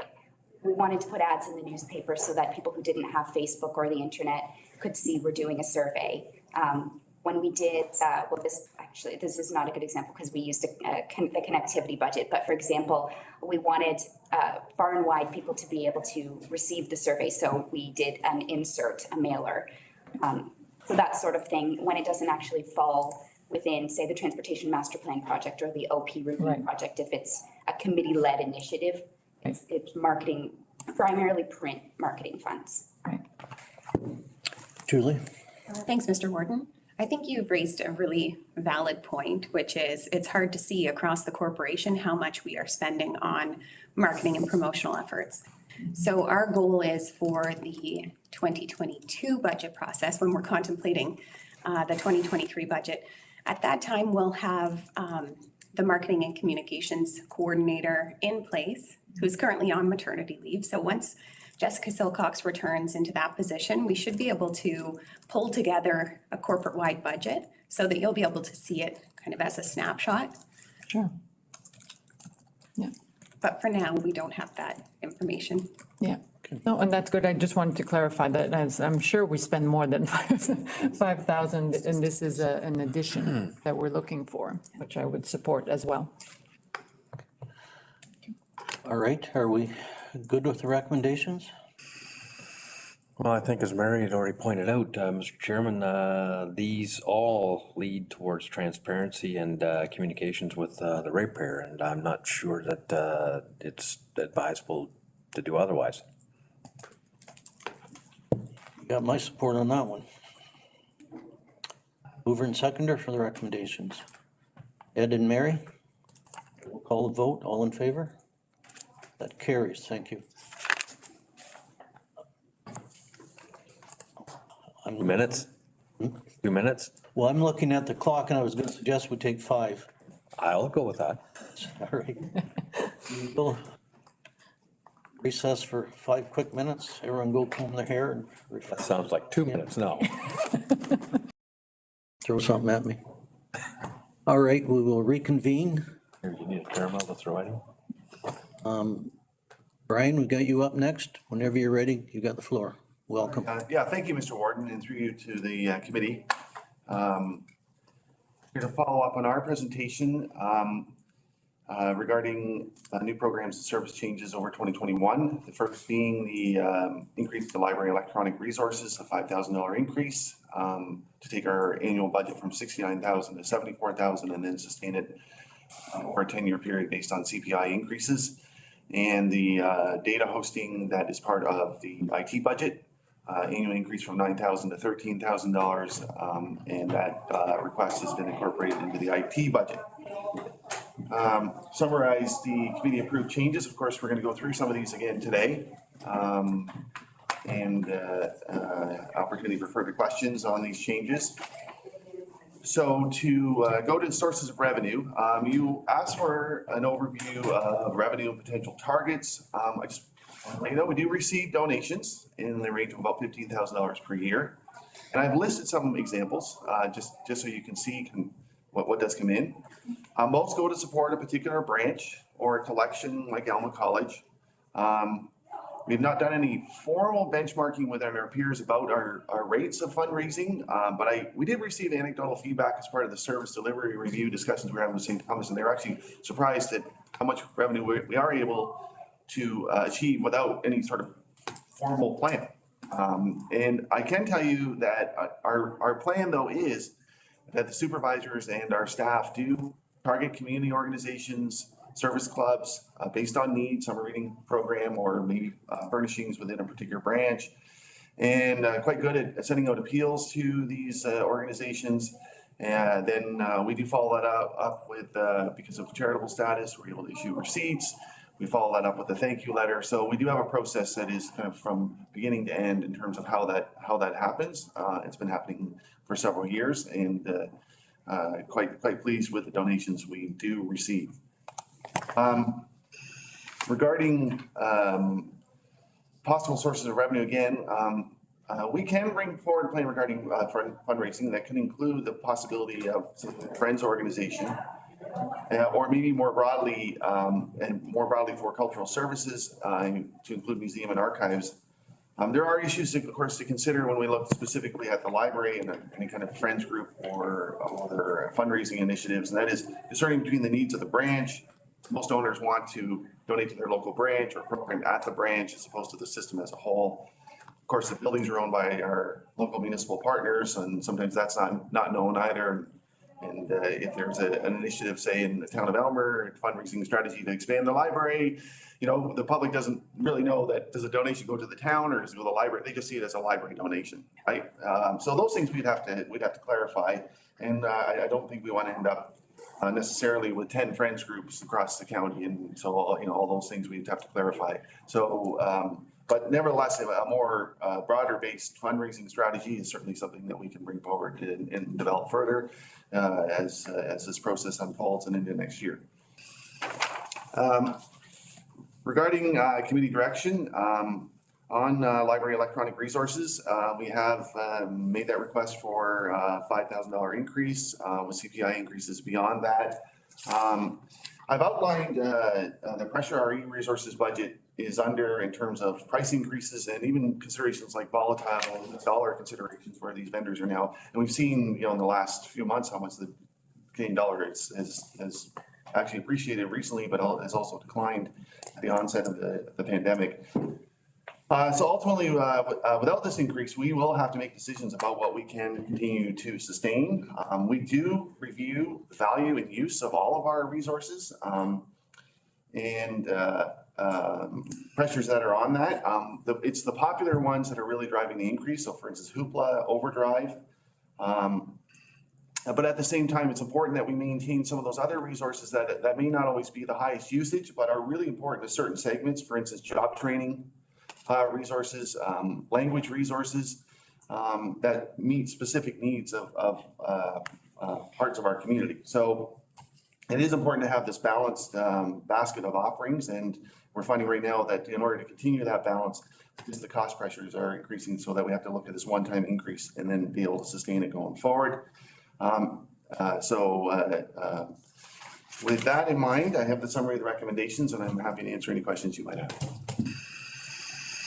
Questions for Brian? Dominique? Thank you, Mr. Chair. So just expanding on that, the pressure on e-resources, and you mentioned in the report, so the option if we defer this increase is we would see a service decrease. Can you make that tangible? So if I've got my card, and what difference will I see from this year to next year? Yes, okay, so through you, Mr. Chair, on that, let's take a resource. Again, I mentioned Overdrive and Hoopla. In the case of Overdrive, we would have less purchasing and buying additional materials. We would therefore have, which your usage is going up for certain popular titles, holds would increase as a result of not being able to meet that need. So that means wait times would increase. That would impact all card holders, longer holds lists and longer wait times, and also impact even St. Thomas Public Library card holders. One of the things that we've done a really good job of in our estimation is we've been working with St. Thomas, for instance. They have Cloud Library, we have Overdrive. And so they offer work with different publishers, but if we start offering fewer titles through Overdrive, it has an impact on all users with our reciprocal borrowing arrangements. So at the end of the day, our buying power just becomes less, holds increase, and therefore you're waiting longer, and you may find that then you start getting frustrated or turning to other systems to provide that need, and that's not always possible either. So again, it's just that I can't even begin to get into, it is still the Wild West of loaning models when it comes to e-resources. Some have metered loans, some automatically expire. And these all drive costs too, and what service we're able to get within those loaning models also drives costs. And so we're trying to, we're just trying to strike a balance. But we do know that in order just to sustain and offer that basket that we have when it comes to resources like Hoopla and Overdrive in particular, where usage is going up and costs are going up, we just need to look at this one-time maintenance and then manage it as we go forward. Dominique? As a follow-up, Mr. Chair, if I could be so bold as to propose then a target, because for a fundraising target of an extra $5,000 to recover this. And I'm seeing this with multiple positives in terms of a direct response to the budget survey, where we know this was an area where the public was a little bit reluctant and was willing to cut. In general, the public not really looking for any increases in levies. And we identified a need to promote the services of libraries to increase awareness so that they are more appreciated. 5,000 as a fundraising target, in addition to what seemed to be the average. So let's say we set a $20,000 fundraising target for, all branches, and as a gesture, as a signal to our card users. We don't want to decrease our services, but we are feeling pressure. Can we raise this money together? So I don't know if your team would be up to the challenge. Like I said, I know just a little bit about fundraising now to be dangerous. So I would be happy to support in any way I can, but it's a proposal. Right. Thank you, Mr. Chair. If I can respond to the question. Yeah, certainly. I mean, the one thing we are mitigating already is that fine-free initiative. And we've already said we're going to cover that loss for donations. And that is a bit of an unknown for us as to where that's going to go. We also are, I mean, we have been really coming out of COVID and reaching out to our service clubs. I've indicated in the presentation that we are actually down in our revenue because we didn't run the summer reading club programs. And so I'm just reluctant to be overly ambitious in this, but knowing that we have the need here right now, these costs are real for us right now, to set a fundraising target that we're just, in some ways, we got to stabilize our current fundraisers and then build out from there. And so I'm just reluctant to commit to being able to meet that target, especially because of the fine-free initiative, which again, we're going to find a way through these donations to mitigate. And that's going to grow in scope over 23 and 24 as well. Mary, go ahead. Thank you, Mr. Warden. So a question for you, Brian. So I know the answer, but maybe not everybody else does. So we constantly talk about programs and services at the library. People have said in the survey that they don't think it's important. I do. Could you give us an overview of what library services are available? Because a lot of people think, oh, it's just you go in there and get a couple books and you leave. No, it's a lot more than that. So could you brag about our library services that we have in Elgin County? How much time do we have? Very brief, but yeah, you're right. And again, everyone has to understand COVID has had a massive impact on our services. But the things that, you know, when you talk about that community space, that's really what libraries are now. And so I'll give you an example. Last week, VON approached us about a counseling service that they want to operate out of our Dutton branch because they have some needs of clients in the community. We're that space that can provide that. You know, we've provided you throughout the pandemic how our success with online resources and growing the, you know, the 24/7 aspect of what we do. And those people are not browsing in the library, but they are using the library and the resources we have. And that takes staff and expertise even to enable all of that. And then we are hoping to return to full programming. And when you could come in and see the programs that we run, the diversity programs from crafts to educational, you know, tutoring, homeschoolers, you know, a space, you gotta ask yourself, where do these people go for their school library? Or they come to us, right? So, you know, and I'm quite excited about the future. And I think Julie alluded to that as well with some of the other opportunities that we have coming up. When we get out of this COVID funk and we can actually, again, aggressively plan programs because we're still missing the children's programming out of all this, you know, and we bring you those annual stats every year and the goals, performance metrics and so on. And you know, we're accountable. We feel we're running this very effectively. But I think when we get out of this, people are going to need these spaces even more, right? And we have that ability to provide even greater opportunities through these partnerships. And when I mentioned VON, all kinds of things that can come off of that. So no, it's not a matter of people coming in and picking out a couple bucks, and it's much more than that. Thank you, Brian. Brian, you've asked for 5,000 increase, and I guess I'm always a little suspicious if you'd asked for $4,793, 5,000 just seems to roll off. Is that just a round up or? Yeah, to respond on Mr. Warden, the last 2 years, we've actually had to transfer $5,000 out of our print resources budget to sustain our electronic resources budget. So it's a real number to us, and that has decreased the capacity we've had for print materials, which also will continue to appreciate in cost, but we're only requesting an inflationary increase to the capital budget. So we've had to transfer money out of capital and put it into this line just to sustain what we have. And so now we're just saying that's the reality. We've seen 2 years of data of a transfer, and now you know, we need to reflect that this is actually a real cost to us. Other comment I'd make to Dominique's maybe challenge, you've got 10 branches to fundraise, that's 5,000, that's 500 per branch. When we cut the ribbon of that elevator in Stratfordville, downstairs, that beautiful room, rent that out 2 or 3 times now, and you've got that $500 right there. So I think it's probably, that challenge is probably, if you threw it at each branch to fundraise $500, it wouldn't be too hard. It's my 3 cents worth. Further comments? Dominique? Sure. I mean, I realize we're putting you on the spot, and I know the fundraising right now is challenging. So you have the double whammy of your services are being affected by the pandemic, plus fundraising is being affected by the pandemic. So I would be willing to support this increase for this year, because there are costs that, as you said, a bit of the Wild West, and you're not able to plan for those. In exchange for a really strong plan for fundraising starting in 2023, because I also realize it takes time to develop a proper fundraising campaign and to have it planned over time. So it's not something that I think you could launch probably early in the year. So you'd be at a disadvantage in many ways. But I think I just wanted to make the point, I think this is an opportunity to really rally the community, and I only see positives in the long run. Further comments?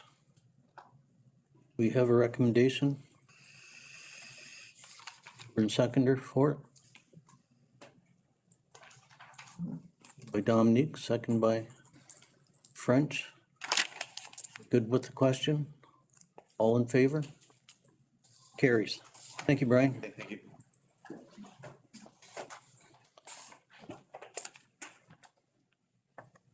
Moving to Human Resources.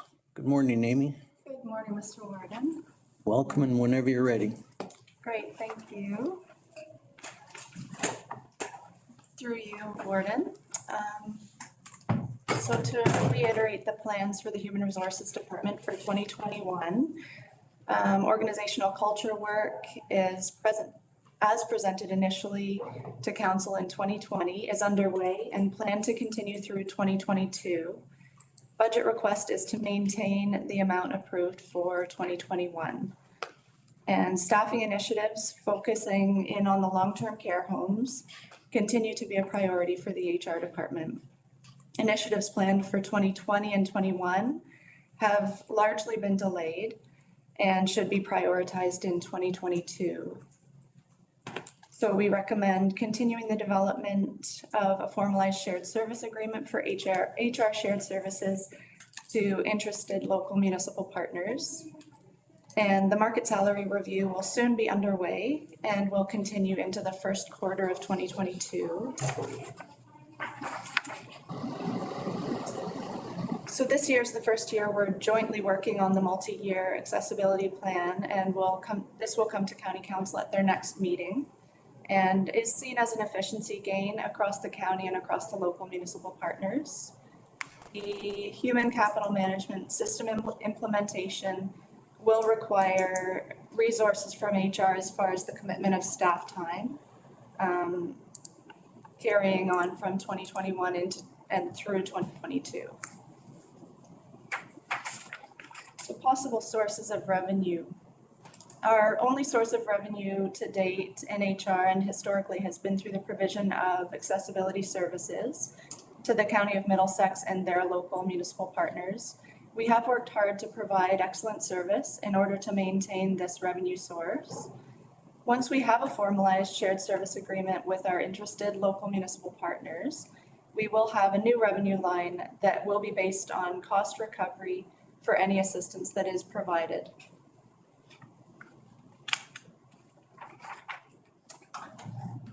So during prior presentations with the budget committee, we haven't received any specific direction from the committee related to the HR budget, but we're happy to incorporate any recommendations received today.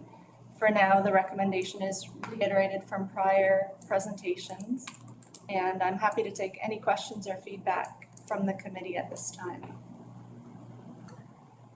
Thank you, Amy. Questions, comments?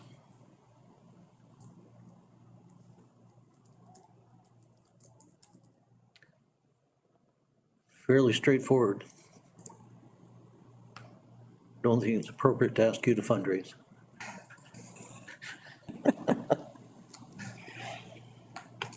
All right, if no discussion, we have the recommendations. Mover and seconder, if you're ready. Jaguar. Seconder. Ketchabah. We'll call the vote. All in favor? That carries. Thank you, Amy.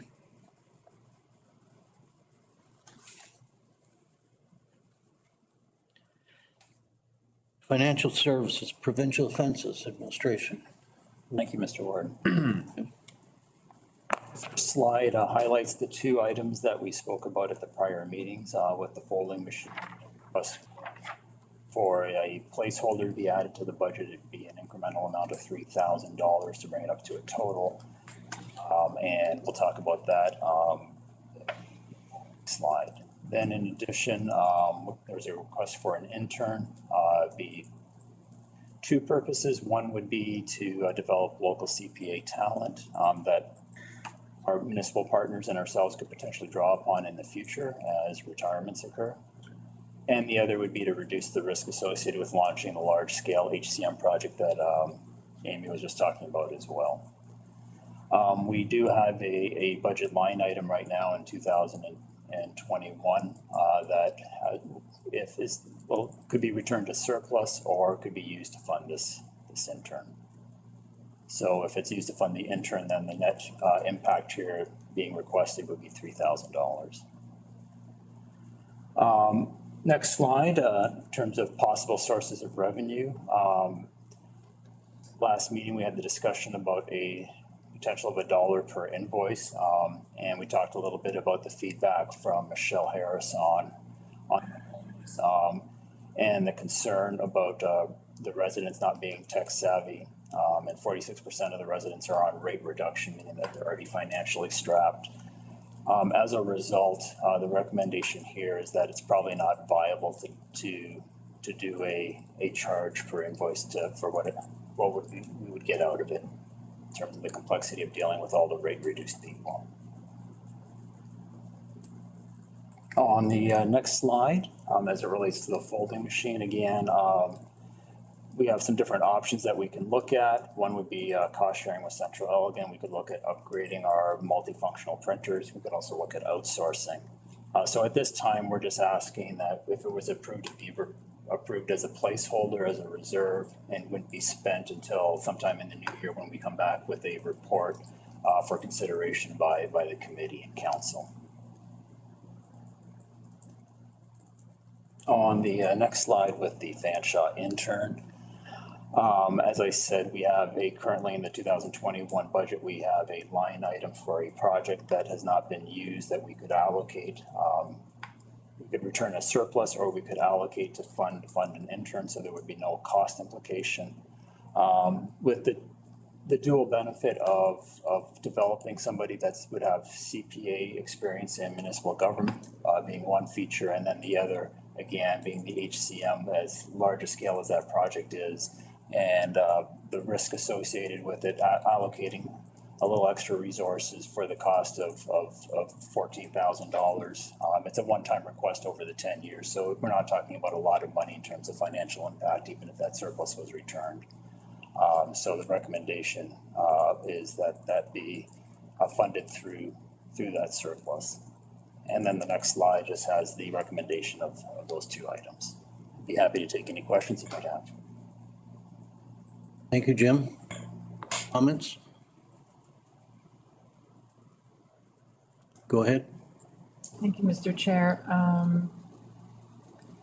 As far as the intern costs, I think to be fair to all other departments, I'm sure other departments would have had other or similar unspent projects and I didn't see any other departments sort of saying, well, we could use this money for that. So my recommendation would be that we treat that separately. It goes into the general surplus, just like any other, from any other departments, so that, and we can treat the ask just like all the other asks. Mm-hmm. And as far as the folding machine, so if we do nothing, it's still, we currently pay 1,000. Is that, because I saw 4,000 and then I saw 3,000. We currently have budgeted 1,000. The machine's has not been providing a benefit to us because of its shortcomings, so we would then terminate the lease on that machine. But so the do nothing scenario is still costing us 1,000. So the ask is to add 3,000. Yes. And so the cost of the machine you're thinking of is potentially 4,000 per year as opposed to 3,000 per year.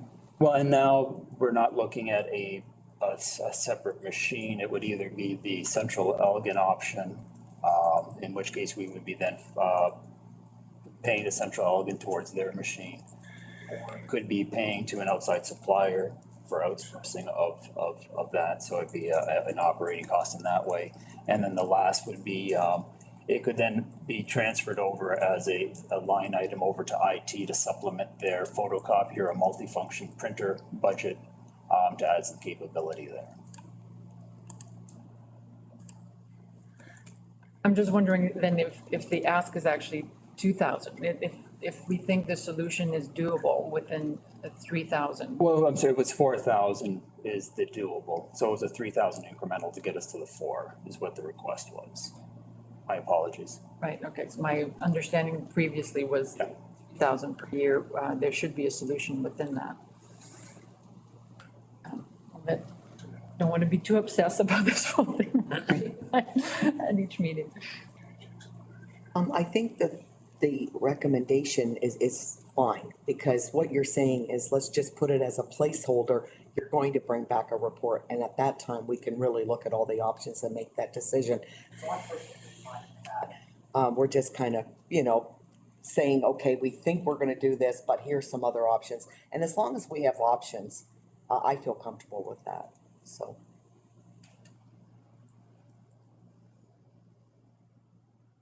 Further discussion?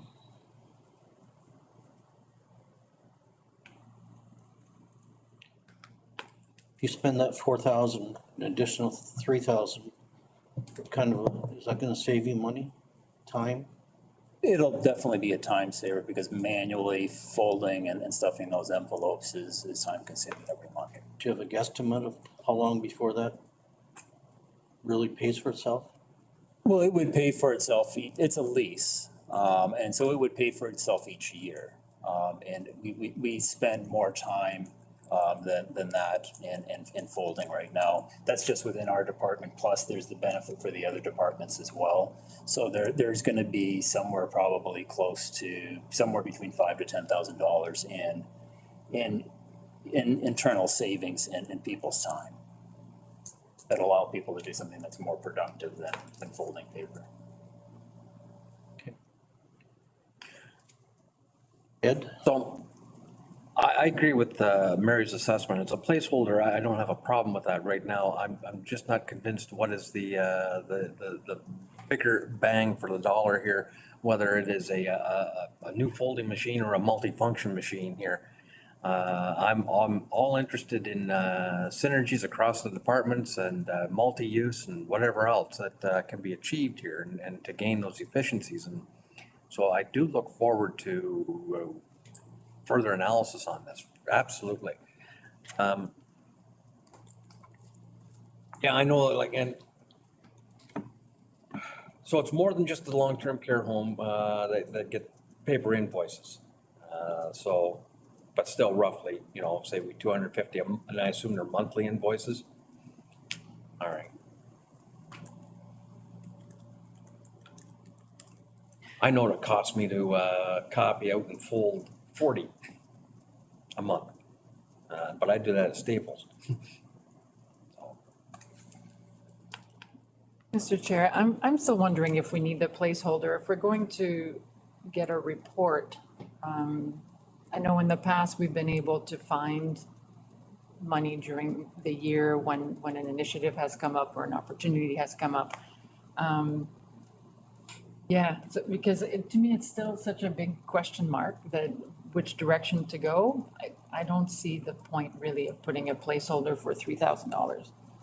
When we have a solution that's probably I'm hoping is cross-departmental, perhaps with Central Elgin, then we would bring it forward. I mean, technically, you already have a budget line for it, for $1,000. And we can do a budget adjustment then sometime in the new year. It's not going to, ultimately, it's not going to change what you're doing on tax rates. No. So yeah, we can certainly do that.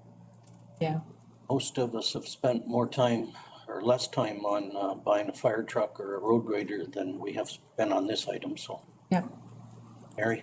Thank you. I just have to say, I don't really like the statement, we'll just find it or look around later. That's not, to me, that's not good budgeting. Because you're gonna say, we're gonna look into this, we'll have staff do a report on it. And let's say there wasn't any money to be found, then that's just a waste of staff time. So I still say that we should put a placeholder. Just because it's there doesn't mean we have to use it. Budgeting, you need to set out parameters. And when you say we're just looking around and we'll see where we can find it, I'm not so sure that's a very good statement when we're doing a budget. So I still agree with your recommendation. Right. Thank you, Councillor French. We have a consensus on that? Placeholder?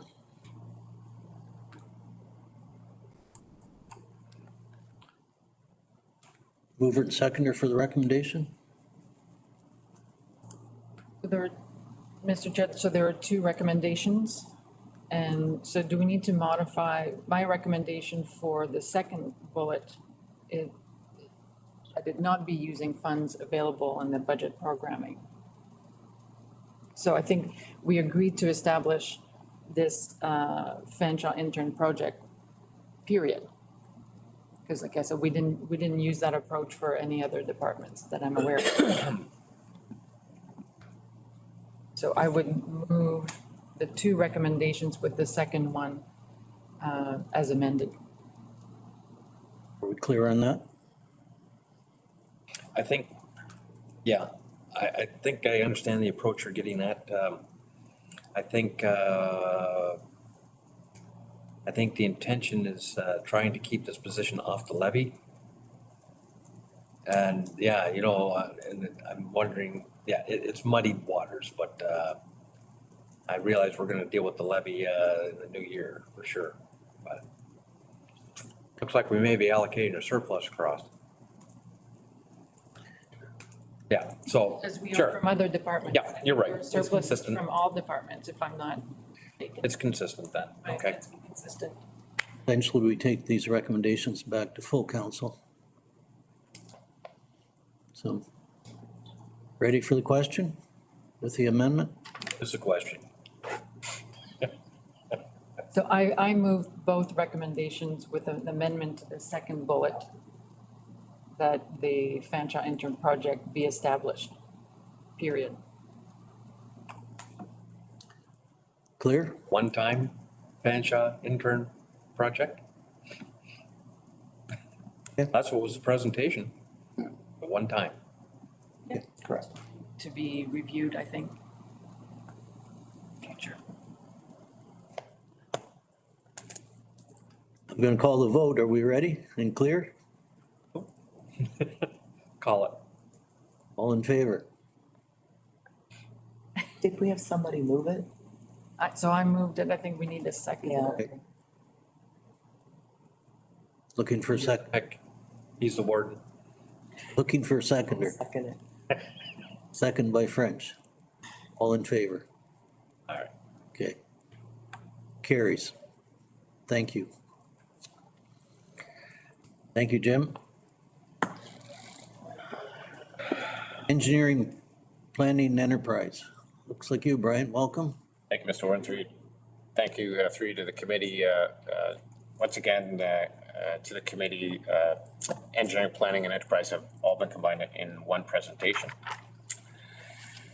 So the first slide, starting with planning, showcases the ask as detailed in the last presentation, specifically the direction as provided by this committee with respect to the removal of $10,000 associated with rebranding of internal documents. Just recapping that. On the facility side, the asks are detailed there once again as presented last time. Budget reduction, no direction was provided by the committee with respect to budget reduction. Gotta ask Brian. Yeah, absolutely. Forgive me, Mr. Chairman, but the standby generator at the POA is recommended in the building condition assessment. Is it a requirement? Is it a must-have, or is this? Through you, Mr. Warden, I would argue that staff have experienced times with which, when court is in session and has lost power for extended periods of time, thus creating operational challenges with respect to court services. To Ed's Recommendation is being presented before you in order to maintain operational consistency during that time. I guess the question I'm getting back at, like, the building's not that old. It was commissioned during this term of council. I'm surprised that if it was something that was thought needed, why it wasn't in the original design. Julie? Couple of thoughts. It was included in the original design and was eliminated by the POA committee, steering committee for budget purposes. Another key component to your decision-making should be that the backup court facility is the Emergency Operations Center, the first floor here. So if we run out of power over there, then we have to very quickly mobilize services over here. And that is something that happened once last year. All right. So Okay. maybe Jim and Brian, are you aware of any ministry standards that we are required to have a backup generator? No, I mean, we have the battery power, which would provide enough time for justice to adjourn and reschedule matters to another date is an option. So it's not a requirement, but it's an operational inconvenience, certainly.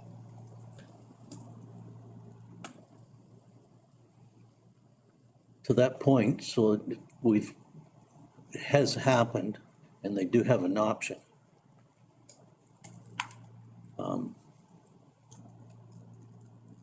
Certainly, if you had a backup, it's certainly efficient, but most of us at home don't either, so I guess that is a good point, whether we must have or nice to have. Is that something we should check? I would assume if they eliminated it the first time, they checked and decided that it wasn't necessary. Through you, Mr. Warden, and correct me if I'm wrong, Jim, who has been the lead of, who was the lead of the POA steering committee. I distinctly recall that it was removed, anticipating that it would be something that would be contemplated by the budget committee and council in future years. So. They nice. Thanks. Thank you very much. Am I correct, Jim? Do I recall that? But at the same time, it's not that it must be there, so it certainly is at your discretion, given the other things that the committee and council is facing. If this was something that was just too much, then we operationally would survive, but there's good reason to have it as well, so it would be at the discretion of the committee.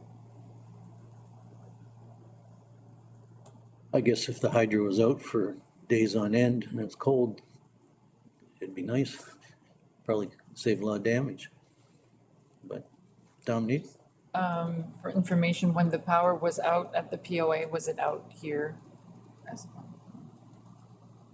We have a generator here, so maybe the generator was up, Brian? Grid power was lost in the region, Yeah, or a localized region. County Administration Building continued to function because we have a standby generator, but the POA building lost power. because I would assume it's not unusual for both buildings to be down probably on the Same time, yeah.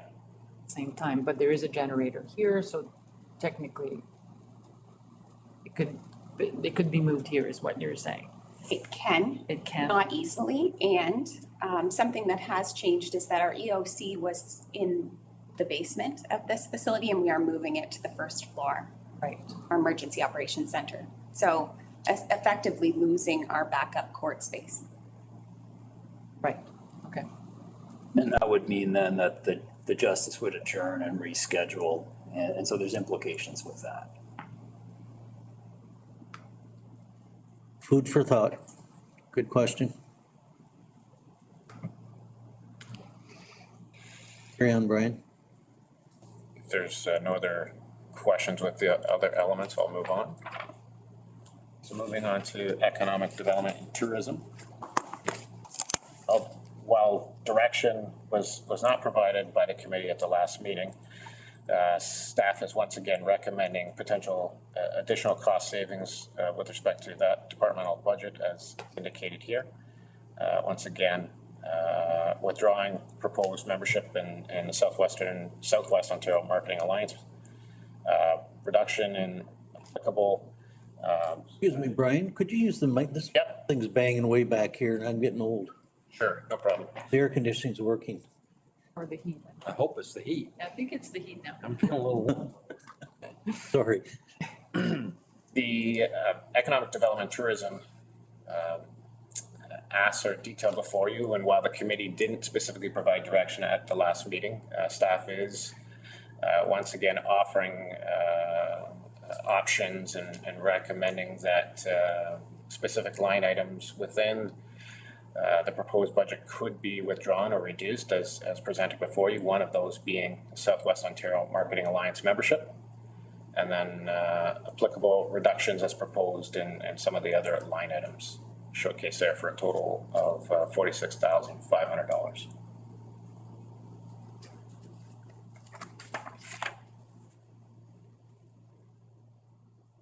Moving now into transportation.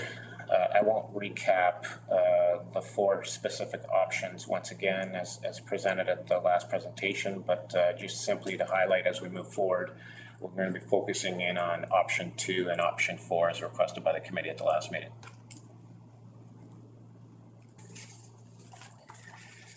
So once again, option 2 involves removal of select new projects and town line bridges. With respect to the 10-year capital plan, there's a difference of about $24.3 million, inclusive of anticipated inflation increase that would result when compared to the previous plan. Variance projects include the Highway 3 Ford Road Ron McNeil line roundabout project at $4.8 million, deferral of proposed Fillmore deck replacement at $1.5 million, and planned closure of select town line bridges as detailed before you there. Brian, I know where Jamestown Bridge is. The Fulton Bridge, is that down the other end of White Station? Correct. Where's the other one? So the one out in Malahide, Southwold, 2 in Southwold. We're boats in Southwold. I can confirm for the committee after the fact. Because I, It's provided is the one across from Yarmouth Conservation Area on Sparta Line. Sparta line. So it's at the edge of Central Elgin, heading into Malahide. I'll distribute a map to the committee. thank you. Clear.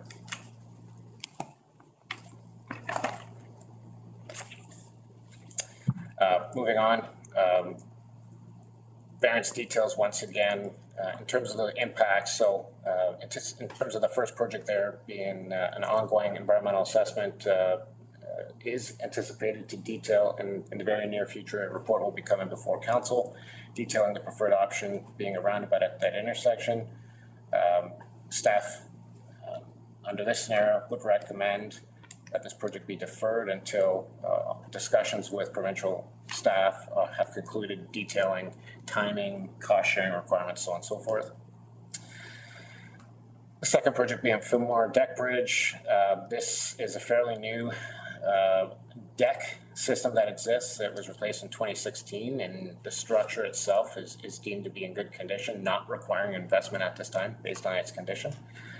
The recommendation be that this project be deferred to 2032 potentially and be addressed at that time. Under review as part of the Transportation Master Plan, once again, a wholesome review of the 3 town line bridges is underway. And at this point in time, there is merit to considering their closure. They are not high volume structures in any regard. They service local roads, not county roads. So again, if deferred, significant savings of about $2.6 million in costs that have been identified in the next 5 years following a recent bridge inspection.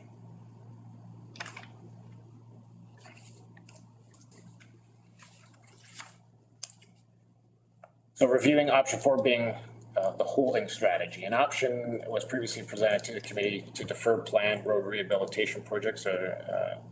In this option, candidate road sections would receive microsurfacing and granular shouldering in lieu of rehabilitation works, and would be further deferred to a later date beyond 2032. 14 projects, as showcased in the next future slides, are available there for you, all adding to having the opportunity to reduce the budget by $20.6 million as a result of that hold strategy. It's a significant savings.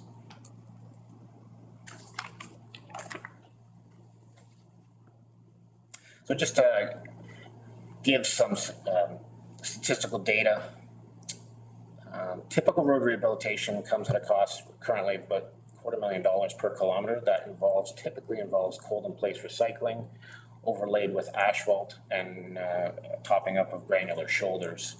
It essentially resets the road's asset condition, upgrades the road to a new standard, and based on our experience and volumes, achieves approximately a 16 to 20 year life cycle. Life cycle cost per year is detailed there at $13,889. Now, compared to microservicing life cycle costs, so this being the holding strategy, at a cost of about $43,500 per kilometer, provides a new wearing surface, about 5 years of life cycle. Existing cracks under the road can anticipate be showing up as early as 12 months. Life cycle costs significantly less at $8,700. Once completed, looks great. That first winter season typically will reintroduce those cracks. Concerns and complaints sometimes begin. Visual identification of those cracks and ride quality is also impacted as well. So what is microservicing? It's a thin polymer modified cold mix paving treatment. Once again, expected to last about 5 to 7 years. We're seeing about 5. It is the least energy intensive solution on the market and provides a new wearing surface and addresses minor surface cracks or defects. Excuse me, Brian. Once this 7 years, can you repeat that again? You can. Your life cycle between treatments drastically reduces. So once again, pre-existing cracks will just propagate to the surface within a shorter time period. So the next couple slides provides the committee with several examples or photographs of microservicing candidate projects completed by the county in recent years. Step 1, year prior or leading up to microservicing, county has contracts that involves crack sealing, as showcased on the photo on the left. Photo on the right showcases the microservicing equipment utilized by service contractors. A second important step in the prep work involves addressing transverse cracks to improve ride quality, and the next 2 photos showcase the efforts and results leading to microsurfacing efforts. And then finally, a before and after shot of microsurfacing. Again, the photo on the right looks like once finished, it looks like a beautiful road. But again, only affords about a 5 to 7 year life cycle. The 14 candidate road sections are detailed there, as well as the potential savings that would result in deferring those projects to a later date within the plan period.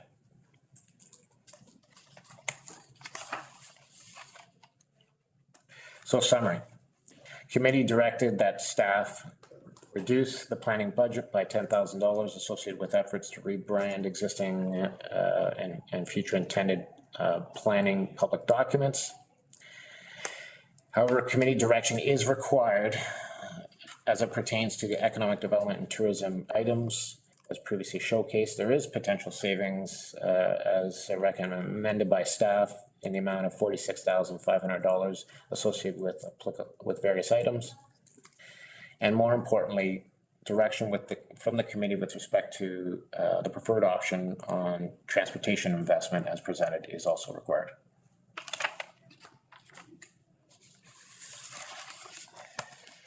So possible sources of revenue could include, across the entire EPE department, could include increased annual tourism membership and tourism signage fees, increased planning application fees, a future report in the near future detailing engineering design contract administration services will be forthcoming. And finally, there's also the opportunity to increase facility tenant lease fees as well.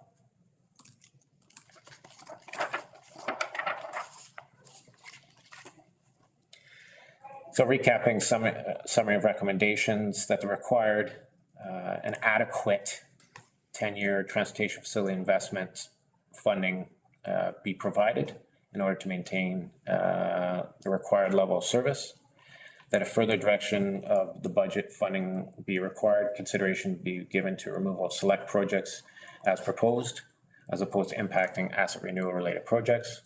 From the planning standpoint, that the revised budget as proposed be maintained. And from economic development and tourism, that the county's membership in SOMA be canceled for 2022 and reassessed in future as part of future budget deliberations, and that the budget line items as proposed be reduced as well. With that, I'd be happy to answer any questions. Questions for Brian? Not a member of SOMA now, are we, Brian? So it's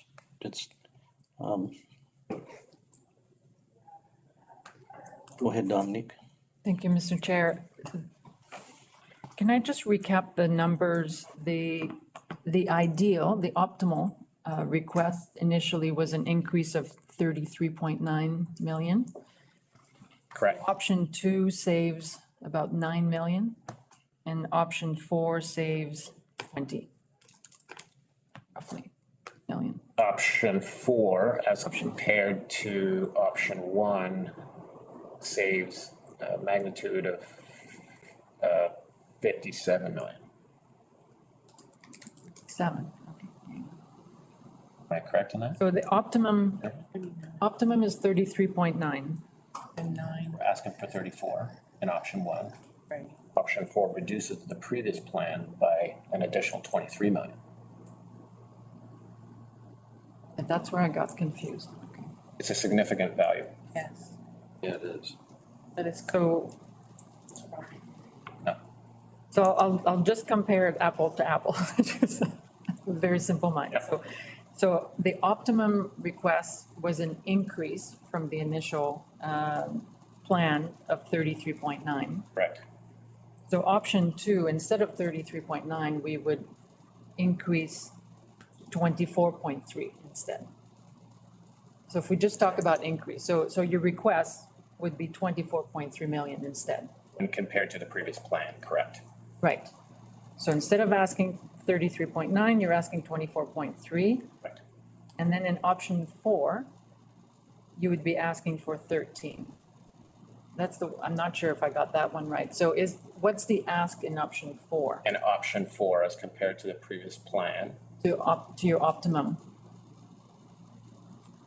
He's referring to the figure. So, and with respect to the plan, Right, the existing plan, right, currently funded plan, right. option 4 identifies $23 million in savings.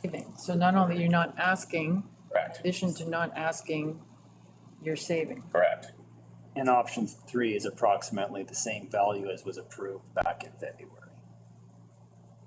Option You've got 33 million extra, 24 extra, both the same, and then a reduction of the February budget.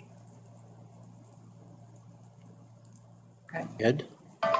Brian, the hold strategy suggesting a 5 to 7 year lifespan increase or whatever. Has that been recycled back into the plan, the 10-year plan? It has. So, meaning that if we adopted that, realizing that, okay, rather than 16 or 20 years, 5 years, we're doing it again. And that's what I'm getting. Those projects have been deferred, and would start in year 11. It's outside the plan, then. Outside the plan, So essentially, coming back. yeah, we pay it now or we pay it later. This is the part where I know that I'm struggling with, I'm loath to, I'm loath to diminish the capital side. I really am, because I realize that this is something that does as much to attract residents and or businesses if you have a well-maintained infrastructure. But on the other hand, I'm also very cognizant of the desire to try to keep things as low impact as possible, given the current circumstances we're under. If council and it's up to us first whether we're comfortable or not, but just realizing that this does potentially add some things down the road. When we originally met, and I suggested, is there something you can kick down the road from a cost impact, index point of view, or from a material point of view, because of where we are in 2022 and the shortages which we anticipate. And that's what I was thinking about.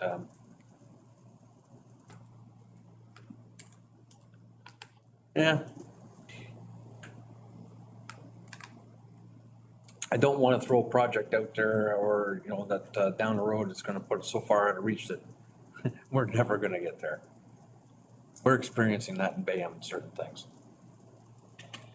That's all. That's the only warning. I hear you. Mary? Thank you, Mr. Chair. First of all, I want to thank you, Brian. This is a great report. You've really given us a lot to think about. And I'll be honest with you, I like what you're saying. And I agree with Councillor Ketchapaw that, yeah, we're going to probably end up paying for this down the road. But the point is, we're thinking about today. We have to be cognizant of today. We know what we've faced in the last couple of years. We know that the next few years are probably not going to be a lot better with the costs, et cetera.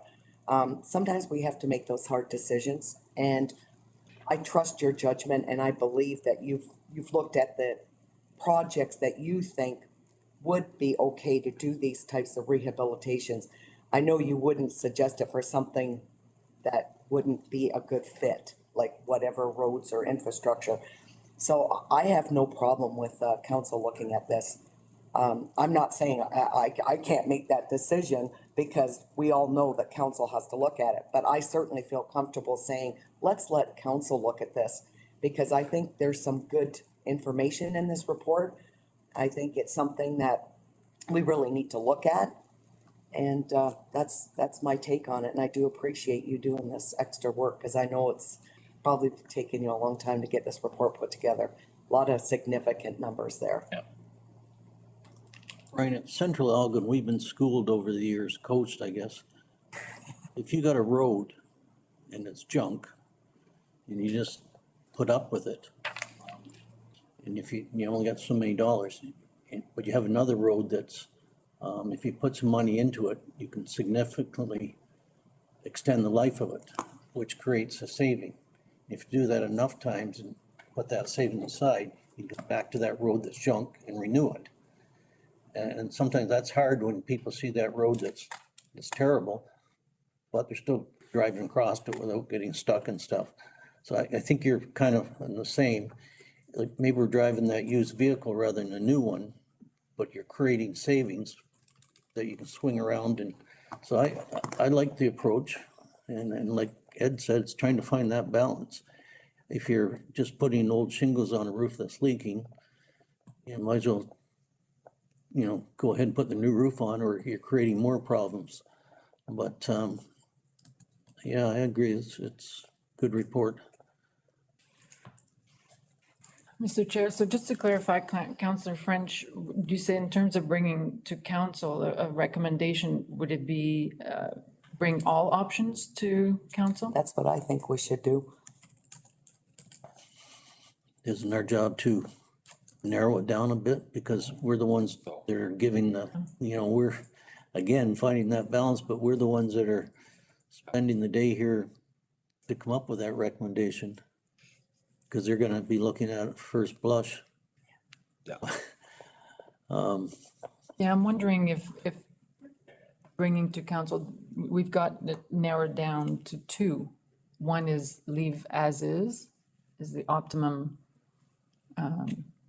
recommendation. And then if we're looking for savings, look at option, I think if I read this correctly, staff is saying, if you're going to look at reduction, look at option 2, which is a saving of $9 million. And those could be the two options that we bring to council as opposed to 5 options or. The $9 million one is option 1, as presented by Brian. Do you wanna, go ahead, Brian? Yeah, which used to be. If I could try to clarify this a little bit more with respect to each of the options. So as Councillor Jiguer noted, option 1 is the optimal ask. Option 2 has identified projects that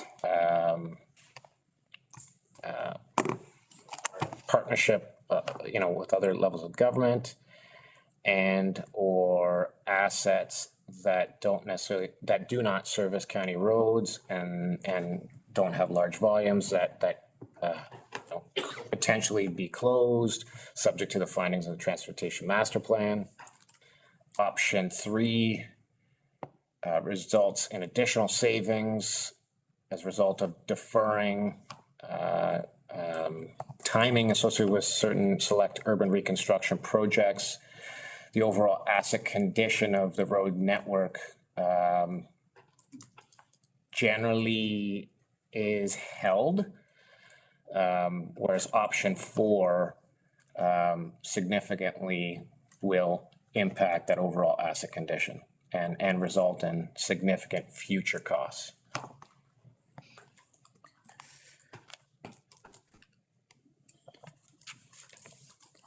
Closing bridges is probably going to create a pretty big discussion at our full council. I think I can say that fairly. And it's going to involve the public at some point. So even if we make a recommendation, I think we will probably have to revisit it with the full council. I'll throw that out there. And certainly a couple of those bridges, that's why I was asking where they are. And certainly the councillors who live closer will probably have a more in-depth opinion on them than maybe, if you live 30 miles away, it's not as important, but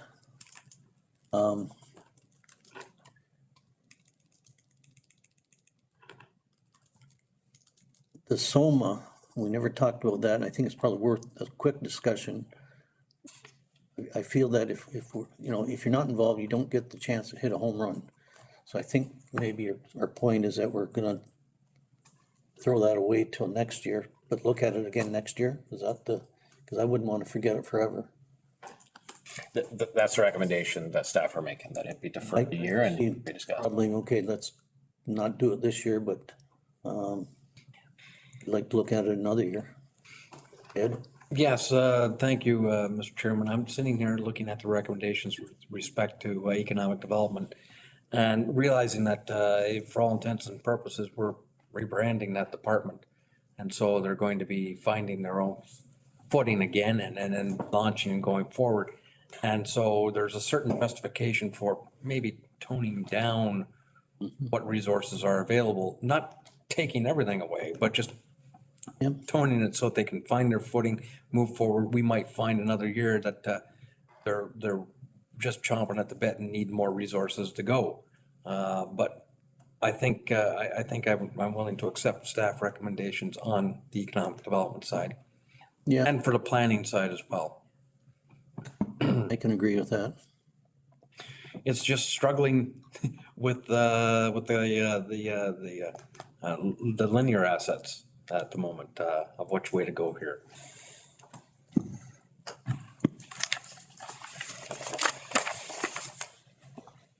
So then if I can ask, for a little more clarification, Brian. What are you recommending? You're recommending, I like that. you're recommending, well, we're not gonna do option one. So you're suggesting that you either focus on option 2 or option 4. Is that what you're saying? In this document.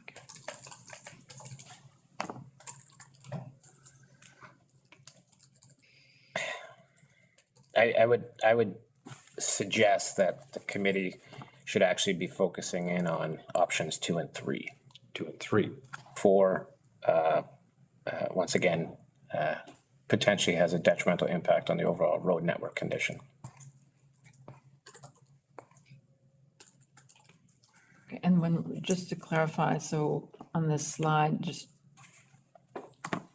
so if we look at page 77, those are the numbers, because sometimes I'm thinking the numbers got, in my mind at least, I got confused, but so looking at those 4 options, you're saying 2 and 3? Correct. So once again, option 3, building upon option 2, recommends that select urban reconstruction projects be deferred 1 every other year as opposed to the current proposed budget, which projects annual urban reconstruction projects. So pushing them back as compared to the previous capital plan results in a overall savings of about $400,000. And compared to option 1, that equates to $34.4 million in savings. If we just looked at the bridges and say we closed 2 of them, 1 of them, rather than all 3 of them, that's gonna, There's some fluctuation there. Yeah. and ultimately that'll be council's decision, no matter what we recommend. The roads you've picked there, would it help if we had the travel volume? Like if that road happens to be, you know, like high traffic or less traffic, I assume you've taken that into account, but some of those roads we'd have to go, some of us have to go and look at them. Yeah, we're happy to arrange that if that's what the committee or council wishes. We're also happy to bring back to the committee and or council various maps developed that showcase volumes, condition, rating, and so on and so forth, just to give you a visual identification as well, if that's of more interest, as opposed to a road tour.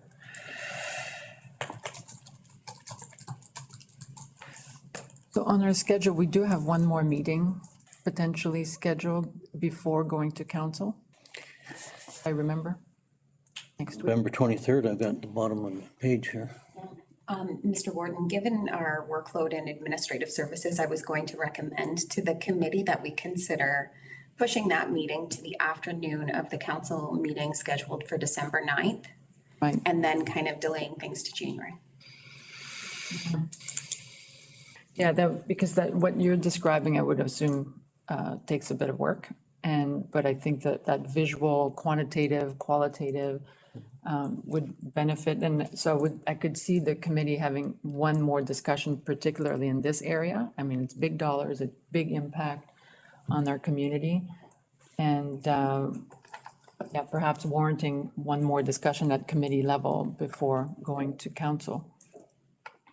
Yeah, I think that's probably very prudent. With that exploration of that combination of option 2 and 3 to see what that looks like.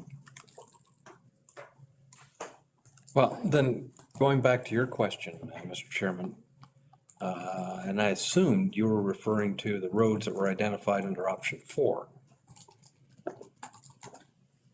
Right? So, you know what I'm getting at, if we're not even considering 4, Yeah. we don't need to do the work. Correct. But perhaps the bridges, some data on the bridges would be useful in terms of numbers and We got a bit of a, location. yeah, location would be interesting, but we have an idea that, Counselor Jones, when he was in the office, or that meeting, that one time indicated, 50 cars a year. And the indication was, okay, we'll convert them to pedestrian trails, maybe bicycle trails.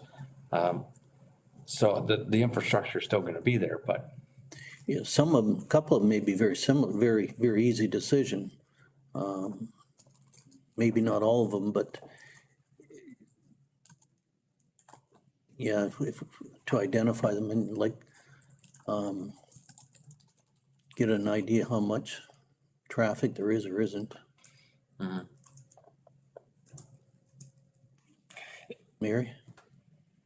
Oh, thank you, Mr. Chair. So basically, I still have to say that I like option 4 because you've taken the time, like I said before, to really look at these different projects. And again, I'll repeat that I trust your judgment and I know that you've looked at these roads and said, okay, I think this is a road that maybe we could do this type of a, surface. So I still think it's worth looking at. And so I know there are several projects on that list, but what if we only, eventually we choose 2 or 3? That's still going to be helping us with our budget. And maybe maybe there's 2 or 3 projects out of those ones that you've suggested that are really feasible and that we should be really looking at. That's up to council, but maybe we don't have to look at them all. We could certainly look at some of them. So I still think it's something to think about because it could be a big savings now. And like I say, we have to think about now. I know we have to look in the future, but we're living now. Our taxpayers are paying now. So we have to look at all options, I believe. Yeah. Just to clarify, so if I understand correctly, it would be instead of looking at option 4 as an all or nothing, we could, so that's where the map would come into play and looking at those 14 items and maybe it's not so there's another option, like another version of option 4 that picks just a few strategic ones. Okay, yeah, I could see that. Through you, Mr. Warden, just once again, for the committee's clarification, each of these options builds upon the previous one. 2 builds upon 1, 3 builds upon 2 and 2, 4 builds upon 3. So 4 is all in. That's what I like, option 4. I like all of it. I like to look at all of it because it's significant amount of money. And I know there are very important projects, but I still think it's worthwhile to really look at those. You've taken the time to research all this. I think we should give you the time by us looking at it now and looking at all the possibilities. And that's why I appreciate what you've done.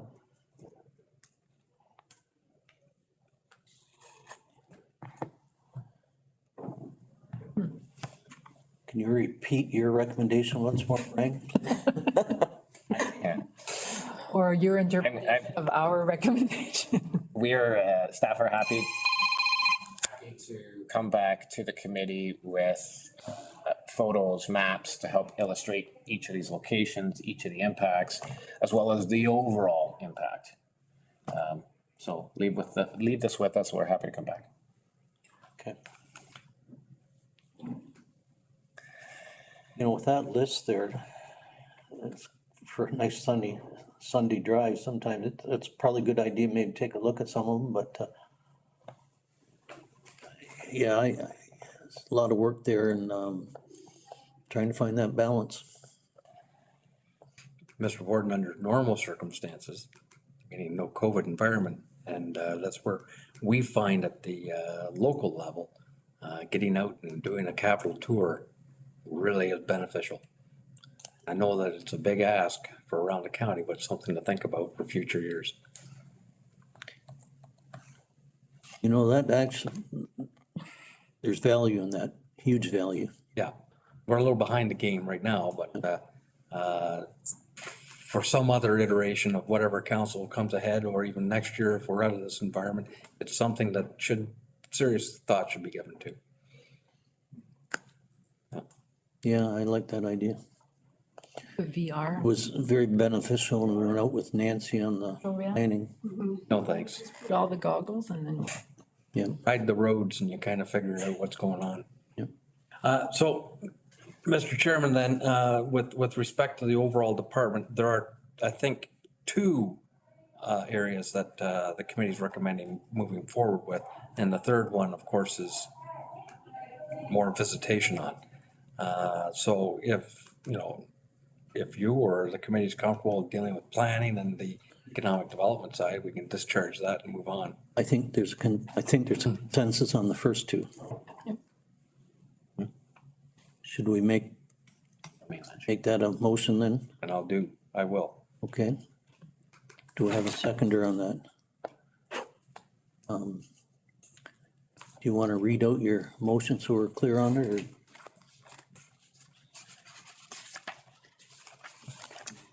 Smith it?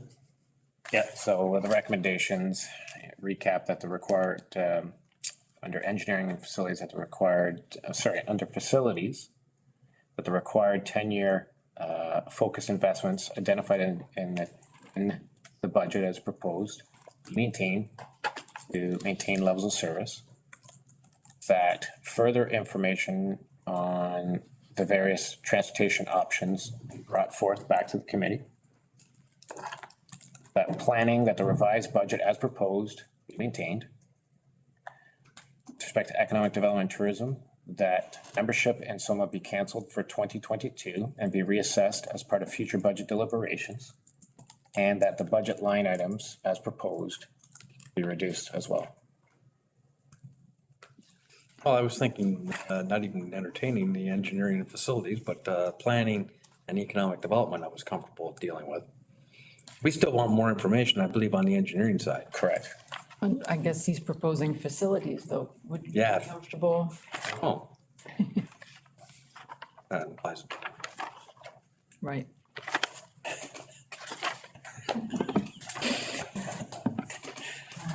Dispose of planning and economic development. That's what I was going with. Trading needs for development. Then we can fight over the facilities. So not even amend these recommendations, just defer them for further discussion? Well, can we discharge planning and economic development? Yep. I think there's a consensus, and at least if we eliminate something, That's what I'm getting at. pile smaller. For the pie. Right. So are we clear on that? I'll call the vote then. All in favor? Carried? Did you have a mover and seconder? Yeah. I thought we did. Did- Did we not? The mover? Just me? I put up two hands? Did- I thought we had Okay. seconders, so catch ball in French. So we've narrowed it down a bit. Are we clear? Gone from 4 to 2. Well, we passed 3 recommendations. Just so that Brian is very clear on what your expectations are for the next budget committee meeting. Would the committee like more information on the POA generator? To help make a decision, or is that unnecessary and we can leave that out and only contemplate transportation? I don't think we need a lot of time spent. What's the cost again? 85. The part is, it was part of the, from that point, It fits in, nice to have, must have. well, yeah, It's on the verge of must have, that's all I'm saying. And if you wait 5 years, it probably cost 5,000 more. So, yeah. Yeah, delaying cases is, I don't know if it's a must-have, but maybe it is. Julie's mentioned that they have no backup room now because of the fact that the room they typically would move to. So I guess the only option would be what Jim suggested, is that there's a bit of time there where something can be done to stop the proceedings and they can be, so I just want to understand that clearly because the room's not available now. Julie? Through you, Mr. Warden, I think it might be prudent for the committee to hear a little bit more about the generator and the chronology of decision-making and reasons why, you may decide to support it or not support it. So we'll be pleased to put together a couple slides. We'll keep it simple and high level for you, but I think more information might be helpful. I'm good with that. Okay. Are we done? It's been a good discussion. Thank you, Brian. Welcome, Jeff. Hello. Whenever you're ready, you have the floor. Okay. Through you, Mr. Warden. This is a quick overview of the asks that were previously presented. The hardware refresh, the training and development, which was identified in the service delivery review, the IT service management software, cybersecurity assessment. Those are all unchanged. Then we get to the AI security analyst solution, which original ask was $85,000. And what the revised ask is for $45,000 with a placeholder for the remainder. And the reason we're looking at this is to see the outcome of the RFP for the cyber insurance. And also we're looking to see if we can capture some of the functionality that's in the AI security in another piece of software that we currently have. We've been in contact with our antivirus provider, and we are trying to schedule some time with them to review that and see if we can implement it. And if so, then we're going to leave it there.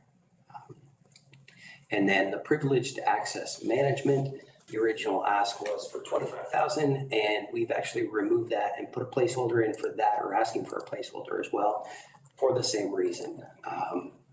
I did attend a webinar with Marsh Insurance on Friday, and again, they are talking about a lot of stopgaps that they want to have in place for organizations such as ours to get insurance, but they're not really laying them out very clearly. So I'm not sure when the RFP closes, but I think we'll have a better idea after that. Next slide. So the hardware replacement, if I understood correctly from previous meetings, there wasn't so much a request to reduce that as they thought there may be an impact to other efficiencies that other departments are trying to achieve through software and stuff like that. We don't want hardware to be an impediment to that. Training and development, that's unchanged from the original ask. The IT solutions, IT service management solution is also unchanged, and then the security assessment. And then, as outlined previously, kind of modified the AI and the privileged access. But I did put a note on the bottom there that some of these may need to be reviewed again, depending on the RFP outcome. Next slide. Yeah, possible sources of revenue. So all we really have as a source of revenue right now is shared services to two of our lower tier municipalities. In the future, we are going to give consideration to others, but we are trying to build a strong foundation here with many of these items that are on this list. Next slide. So hardware replacement, like I said, we are using an existing refresh schedule, but we are going to bring a report to council outlining that. So our options are either to support the current amount requested or reduce the amount and wait for more favorable market conditions. My recommendation is that budget directed to 227,532 be included in the draft, and that 2,829,000 remains in the 10-year plan to support hardware replacement in the ITS budget. We are noticing that the cost of these devices has not really fluctuated a whole lot over the last couple of years. So we're just going to try to be prudent with the money, and if things change with the market, then we can also change. Our issue is more with supply, not so much with the cost right now. So, next slide, please. So training and development, unchanged. So our options are to support the current amount, or decline the request and encourage the department to find other means of training and development. This was directly referenced in the service delivery review. So the recommendation is that the budget committee direct that the additional $6,000 be included in the draft 2022 budget. Next slide, please. IT service management. Again, the options are to either support it or decline the request, and that would basically put IT in a position to try to find a free piece of software to track all of our service requests and projects and things like that. Next slide. The cybersecurity assessment. So again, I think we talked about this before. AMO also recommends that organizations are having regularly scheduled assessments of their cybersecurity posture. So our recommendation again is that the budget direct that $35,000 be included in the draft and that $153,386 be included in the 10-year plan to support the cybersecurity assessments and follow-up assessments every 3 years within the ITS budget. The AI security analyst solution. So our options are to implement a portion of the solution at approximately $45,000 and instruct staff to investigate if remaining functionality can be managed through another piece of existing software, and then to add a placeholder for the remaining 40 in case the functionality is not available in existing software and it's a requirement of cyber insurance. Another option is we could decline the request, and again, we'll see what happens with the RFP. So the recommendation is that the budget committee direct that $45,000 be included in the draft 2022 budget and that $450,000 be included in the 10-year plan to support the AI analyst within the ITS budget, and that a placeholder be inserted in case functionality is not available elsewhere. Next slide. So this is just a review of the recommendations.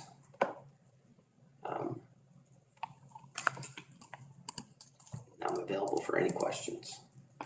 Thank you, Jeff. One other thing I guess I can bring up prior to getting to questions is the internet connectivity line item. There is nothing budgeted right now. We are awaiting recommendations from IBI.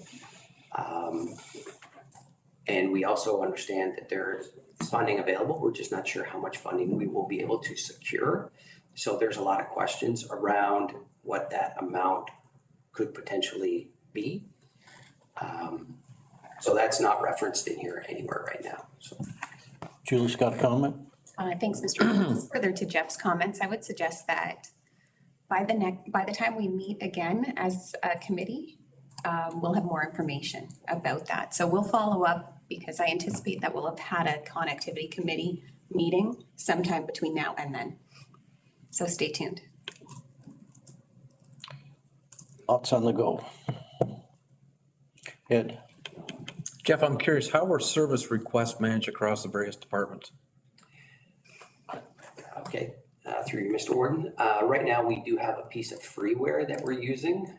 It becomes end of life in end of this calendar year, which means it's no longer supported. It's no longer manageable. So that's what we're currently using. So in the event that we do not replace it with paid service, we will have to try to find another free service. And the free services are not full featured and things like that. So that's why we're looking to get away from that. All right, perhaps you can clear up some confusion of my own. I think at the local level, I thought we were using Laserfish processes to track service requests and things. Just wondering, is that something that's available to the county? Laserfish is available. I'm not aware of it functioning as a service management tool though. I really don't know. I'm just saying that's what they use at the office. They use Laserfish forms all over the place and service requests are coming in and they get tracked, and that's what I thought. If it's a process, it's there. Like, I don't know. I'm not the expert. Yeah. You are. Yeah. So within the ITSM, there are a lot of other functions like automating requests that come in, providing knowledge bases and things like that, not only for the text, but also for the end user, asset management, project management, all that sort of stuff. None of that is directly built into Laserfiche. I can't speak to whether it can be built into Laserfiche, but I think that the outcome would not be as clean and functional as a application that's built specifically for something like this. Julie's got a comment. Thanks, Mr. Warden. Through you to Councillor Ketchba, I think this is something we'd like to research further and bring back to the committee. I think you've definitely raised an opportunity that we hadn't fully contemplated. So the opportunity to take a couple of weeks and just research it and provide a recommendation either way that is informed, I think is advisable at this point. Okay. Further comments? Thank you, Mr. Chair. Yeah, just a comment on the replacement schedule. I agree we should stick with it in principle. And I would expect that, you know, with staff's judgment, if we were to replace a number of assets, for example, and you're finding out through an RFP that the price is exorbitant, and you would come back to council to make a recommendation that say, you know what, these particular assets, we recommend that we wait just to see if the market's going to calm down. It's not going to impede any efficiencies, do you know what I mean? So I agree that today we should approve this and encourage you to stick to the schedule with the expectation of judgment being applied when, you know, that we don't stick with it in a very, very rigid way. Jim? So Councillor Jiguer, you had some questions the other day that you wanted us to answer on spending. For one of them was spending currently on efficiency projects. Do you want us to cover that now or? Sure. So Matt, I'll have you cover that for us. Yep, that's not a problem. Good afternoon, everyone. Through you, Mr. Warden. Sorry. Matt, just, Yeah. sorry for a second. Sorry. No problem. Mr. Warden, I think we're just getting out ahead of ourselves. We have to resolve and come Sure. and review the recommendations, vote on those recommendations prior to moving forward. I would recommend. Sure. Sure, so don't go away, Matt, but let's deal with these recommendations.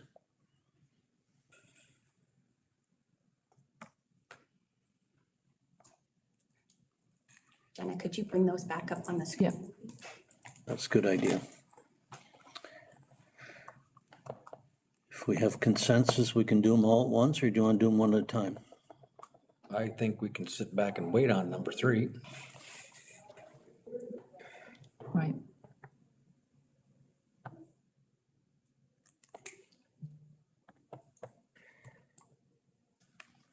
And then move the others. So defer number 3 and accept the others? The last one, and that a placeholder be inserted in the event of functionality. So you're talking about a $40,000 placeholder. Is that into the 22 or 23 budget year? Where's that placeholder go? My recommendation would be in the 2022. So we're hoping to meet with our current antivirus vendor by the end of this year to see if we can capture some of that functionality in an existing product. So we will know early next year at the latest. So we're still back at the 85,000 mark on that particular line item.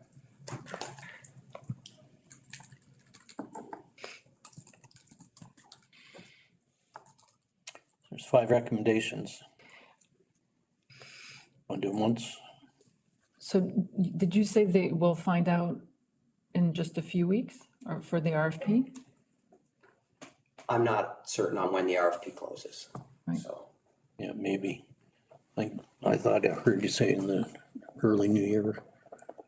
sorry, this was regarding bullet point number 5, I thought. Oh, right, sorry, And that's not dependent on on the RFP, okay, sorry.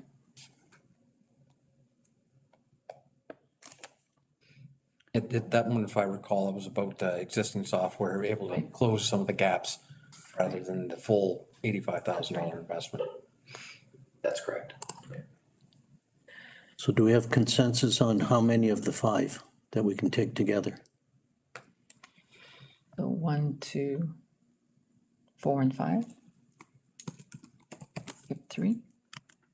Yeah, that's what I'm proposing, I guess, at this time. But I thought I heard.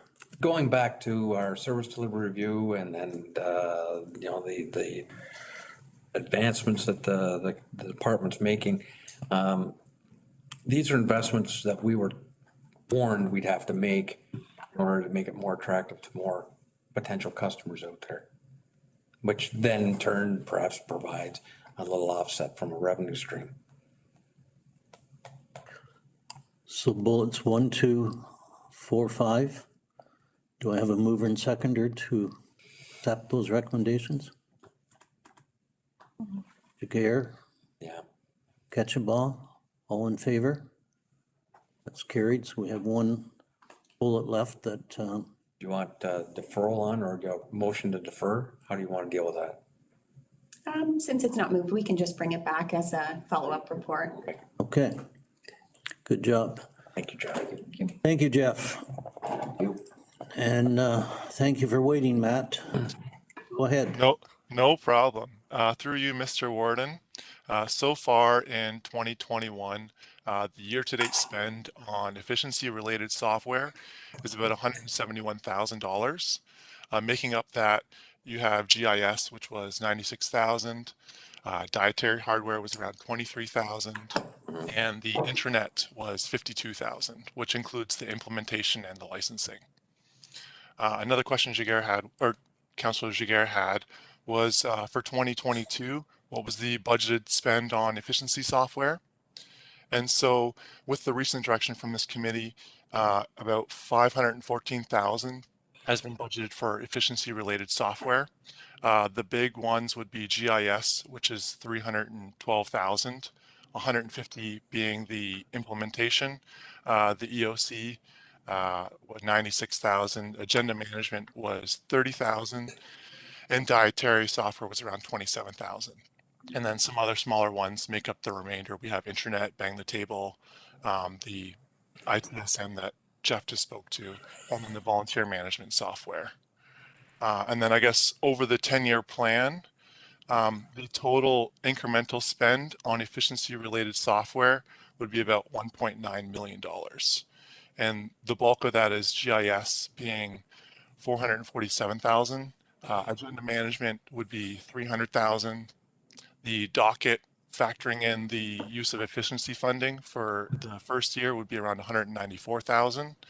And internet is $191,000. Thank you for that.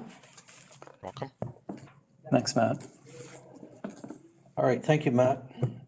Any questions from Matt? Okay. All right.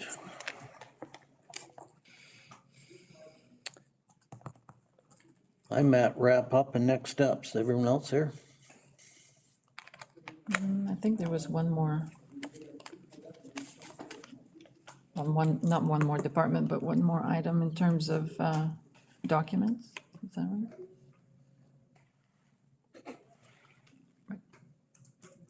Yeah, I guess it's part of follow-up, sorry. Yep.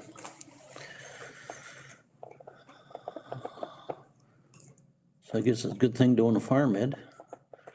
Why is that? It's the smallest increase. All increases. I can take that. Go ahead.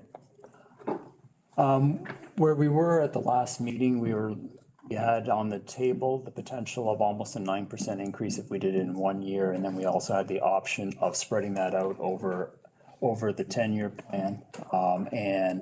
And that was going to be around 4.1% approximately.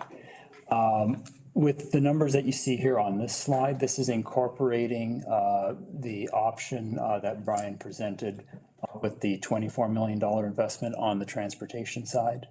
So that providing some improvements. And we could do that then if we did it at 3.8%, we could do that through the 2029 and then have in the subsequent years inflationary increases. That also, in order to achieve that, that's using $2 million being released out of the growth reserve project. That takes it from 29 million down to 27.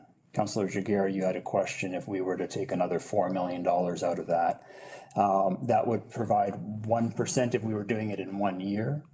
Given that we're spreading the increase out over 10 years, it would be a 0.1% in each of the years. So that would take it from the 3.8 down to 3.7.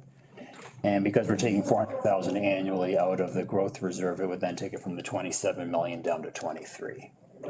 Okay.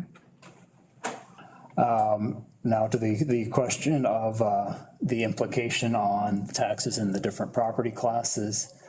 We'd have an $82 increase on a residential property for that 3.8%. Farm would be $19, commercial would be $134, and industrial being $182. All of those being the factors of the ratios that we have.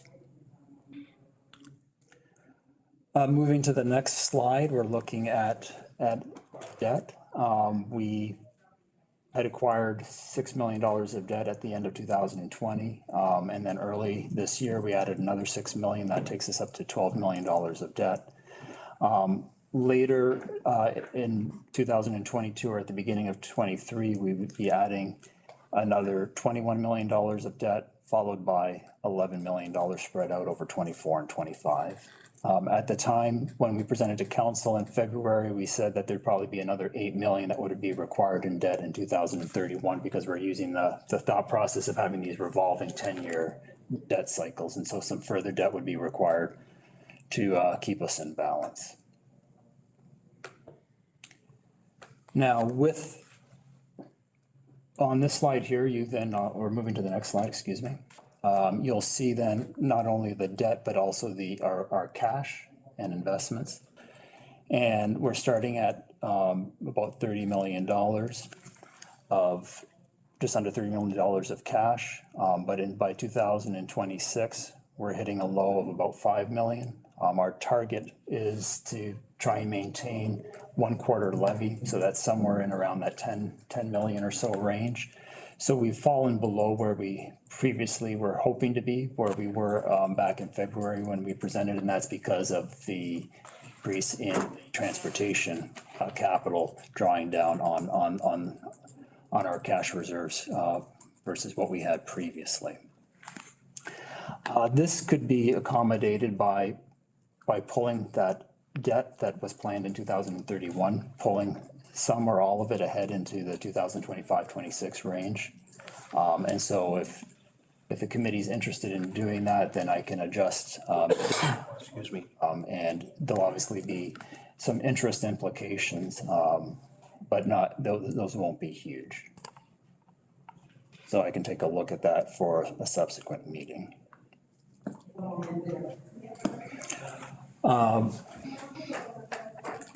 So now just from the discussions that we've had today, I think we have the 3.8 on this slide here, but that could be significantly different depending on what the committee and council decides relative to the transportation plan. So that will then, I think, we'll hold that in abeyance until we get some further direction there.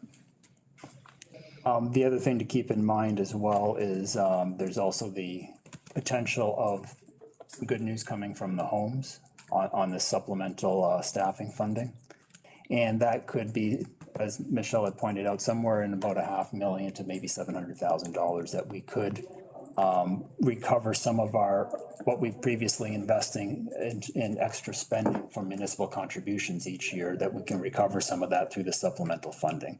So that could be an offset to bring down the number here versus the 3.8 that's currently presented.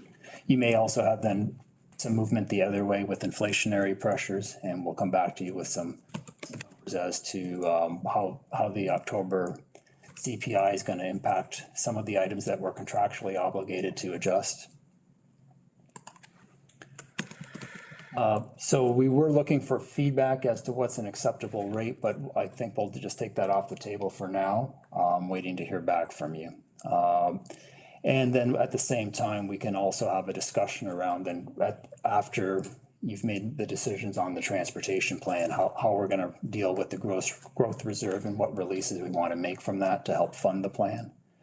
The other thing to keep in mind would then be options to, we could extend those increases all the way through 2031 rather than ending it at 2029 and going to inflationary after. So that's another item that you can consider once we get to that point after the review of the transportation plan. I can pause here on this slide if there were any questions before we move on. Being the previous slide, please, John. Mary? I have a question for Jim. Forgive me if I've missed it, okay? Because it's not really what you've been talking about. It just came to me as I was looking at some of this. So when we speak of investments, I know we have significant reserves now, but do we have money invested? And what is the rate of return that we're getting? Can you say that off the top of your head, or is that something you'd have to look into? I can give you some highlights on that. If we can go back another slide or two. There's the slide, thank you. So on this slide here, you can see that we're starting the year at $28 million of cash and investments. It varies over the course of the year, but we usually have somewhere in the neighborhood of about $10 million available to manage our immediate cash needs. The rest we have invested with BMO investments that we put in different GICs, as well as their high interest savings account. And the high interest savings account, we're achieving approximately 0.75%. And then on the GICs, depending on when we acquired them, we're getting somewhere in the between 1% to 2% range. Okay, thanks, Jim. I just wanted that clarification. I appreciate that. And as you can see, we'll be burning down through that fairly quickly, as in particular with the Terrace Lodge redevelopment, and that was the intent of those funds. So any other questions on this slide before I move on? I think most of it's going to be held until we have further discussion. So moving on to the next slide.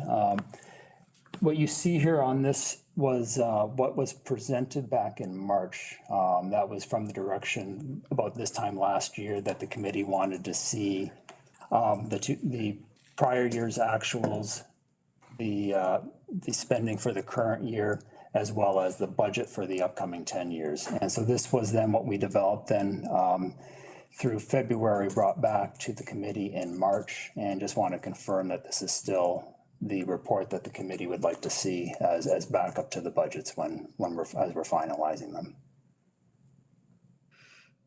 The format is what we're getting at. Yes. Yes. I find, yeah, Jim, obviously 21, 20 terrible years from a tracking perspective for a trend line, because of just the extraordinary circumstances we're under. But the idea is to predict where we're going to go. It's always nice to know where you've been. And so from that perspective, having that past expenditure versus current or what's going to be predicted in the future gives you an idea of is it appropriate where it should be with the plan and everything else. And so I'm comfortable with the format per se. I'll see what my colleagues have to say about that. Last year, I seemed that, if I recall correctly, I seen more detail in the financials in February than I did in October, and maybe it was just me.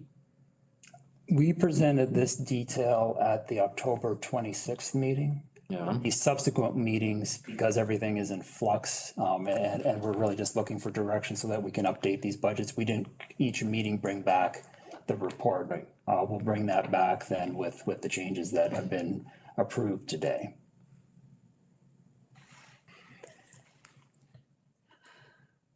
Yeah.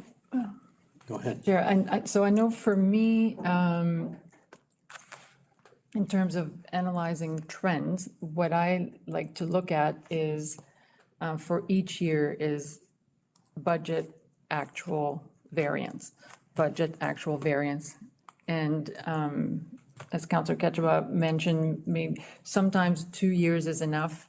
In this case, because of COVID, perhaps 3 years would be better. Format-wise, it may not fit very well. And perhaps we're talking about two different documents, because I see this one with the 10-year projection. Some of these lines, it's a bit meaningless because it's just the same number dated over 10 years. But I can see that for some of them, you can see first off which ones have inflation built in, which ones don't. You can see if there are specific investments that show up at 5 years from now, and so I see the value in there. So that's why I'm thinking perhaps it's two separate documents. One that's more past oriented and for analysis, one being more for a forecast, and as far as whether that is something that my colleagues or the rest of council are interested in. I know for me, and I think we've had this discussion before, it's something that I do. So if it's not provided, I do my own little spreadsheet, and then I look for budget, actual, and variance, because I think when you can trend, if certain lines are always bang on as far, when you compare what we budgeted, or if you can see certain lines that are year after year after year or under, then at some point as a committee, we can say, well, maybe it's time to revisit this flat line. Perhaps it could be lowered. Or if there's another line that's constantly over, then after 3 years, then maybe we bump it up. So that would be my request, but I'm quite happy to concede to, it may not be what others are interested in. Now, just on the past years, because we changed the modeling that we do in the past, we did not have a system that was capable of handling both items from our general ledger component of the accounting system and our project component of the accounting system. So when we provided reports in the past, we could provide that if you're comparing year over year, we could do it at the GL level, but not down at the project level. Moving forward, we're able to do that at both GL and project, but we don't have the history on that. So I can provide you reports at the GL level for past history for the last 3 years, if that's what you're looking for. That's fair. And yeah, we'd be happy to do that.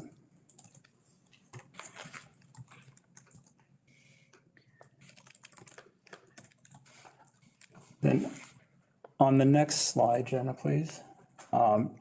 Just zooming in on this one area, we'll, in December, we can bring you when we bring this in, we won't have the final numbers on what the carry forwards are. And so those will get finalized then when we bring back the reports in March with the year end.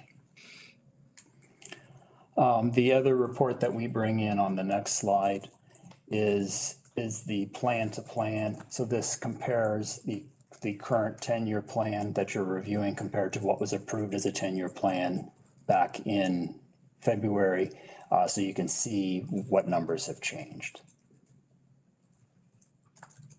Because a lot of times you're looking for what is it new that you're asking for, and that's what this report brings in.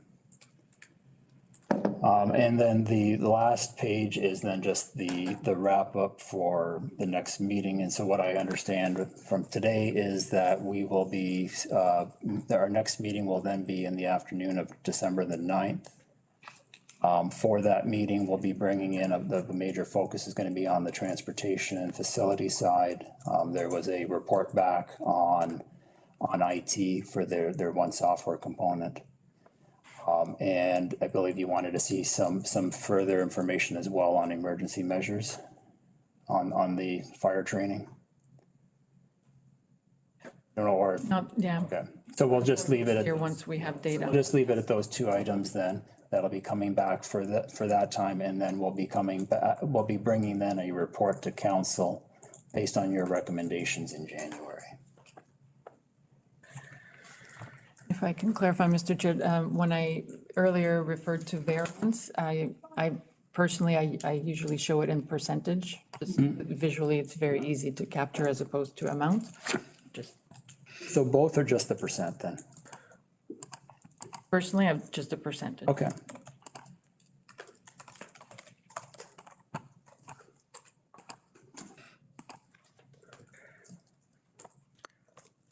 Further comments? All right. We're at the bottom of the page. I think it's been a good exercise. I want to thank everyone. If there's nothing further. Did Jim just need direction or does he need a motion?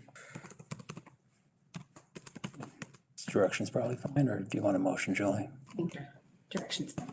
Okay, Yeah. so I guess we are done then. Again, it's been a lot to go through. And I want to thank everyone for their efforts. Okay, if nothing further. And we've got a new next meeting date. I'm at the adjournment, looking at the clock up there, probably we're all hungry, so. If there's nothing further, I will call for a motion to adjourn. Moved by French, second by Jaguar. Need a recorder vote or all in favor? That carries, we are adjourned. Thank you, everyone. Thank you.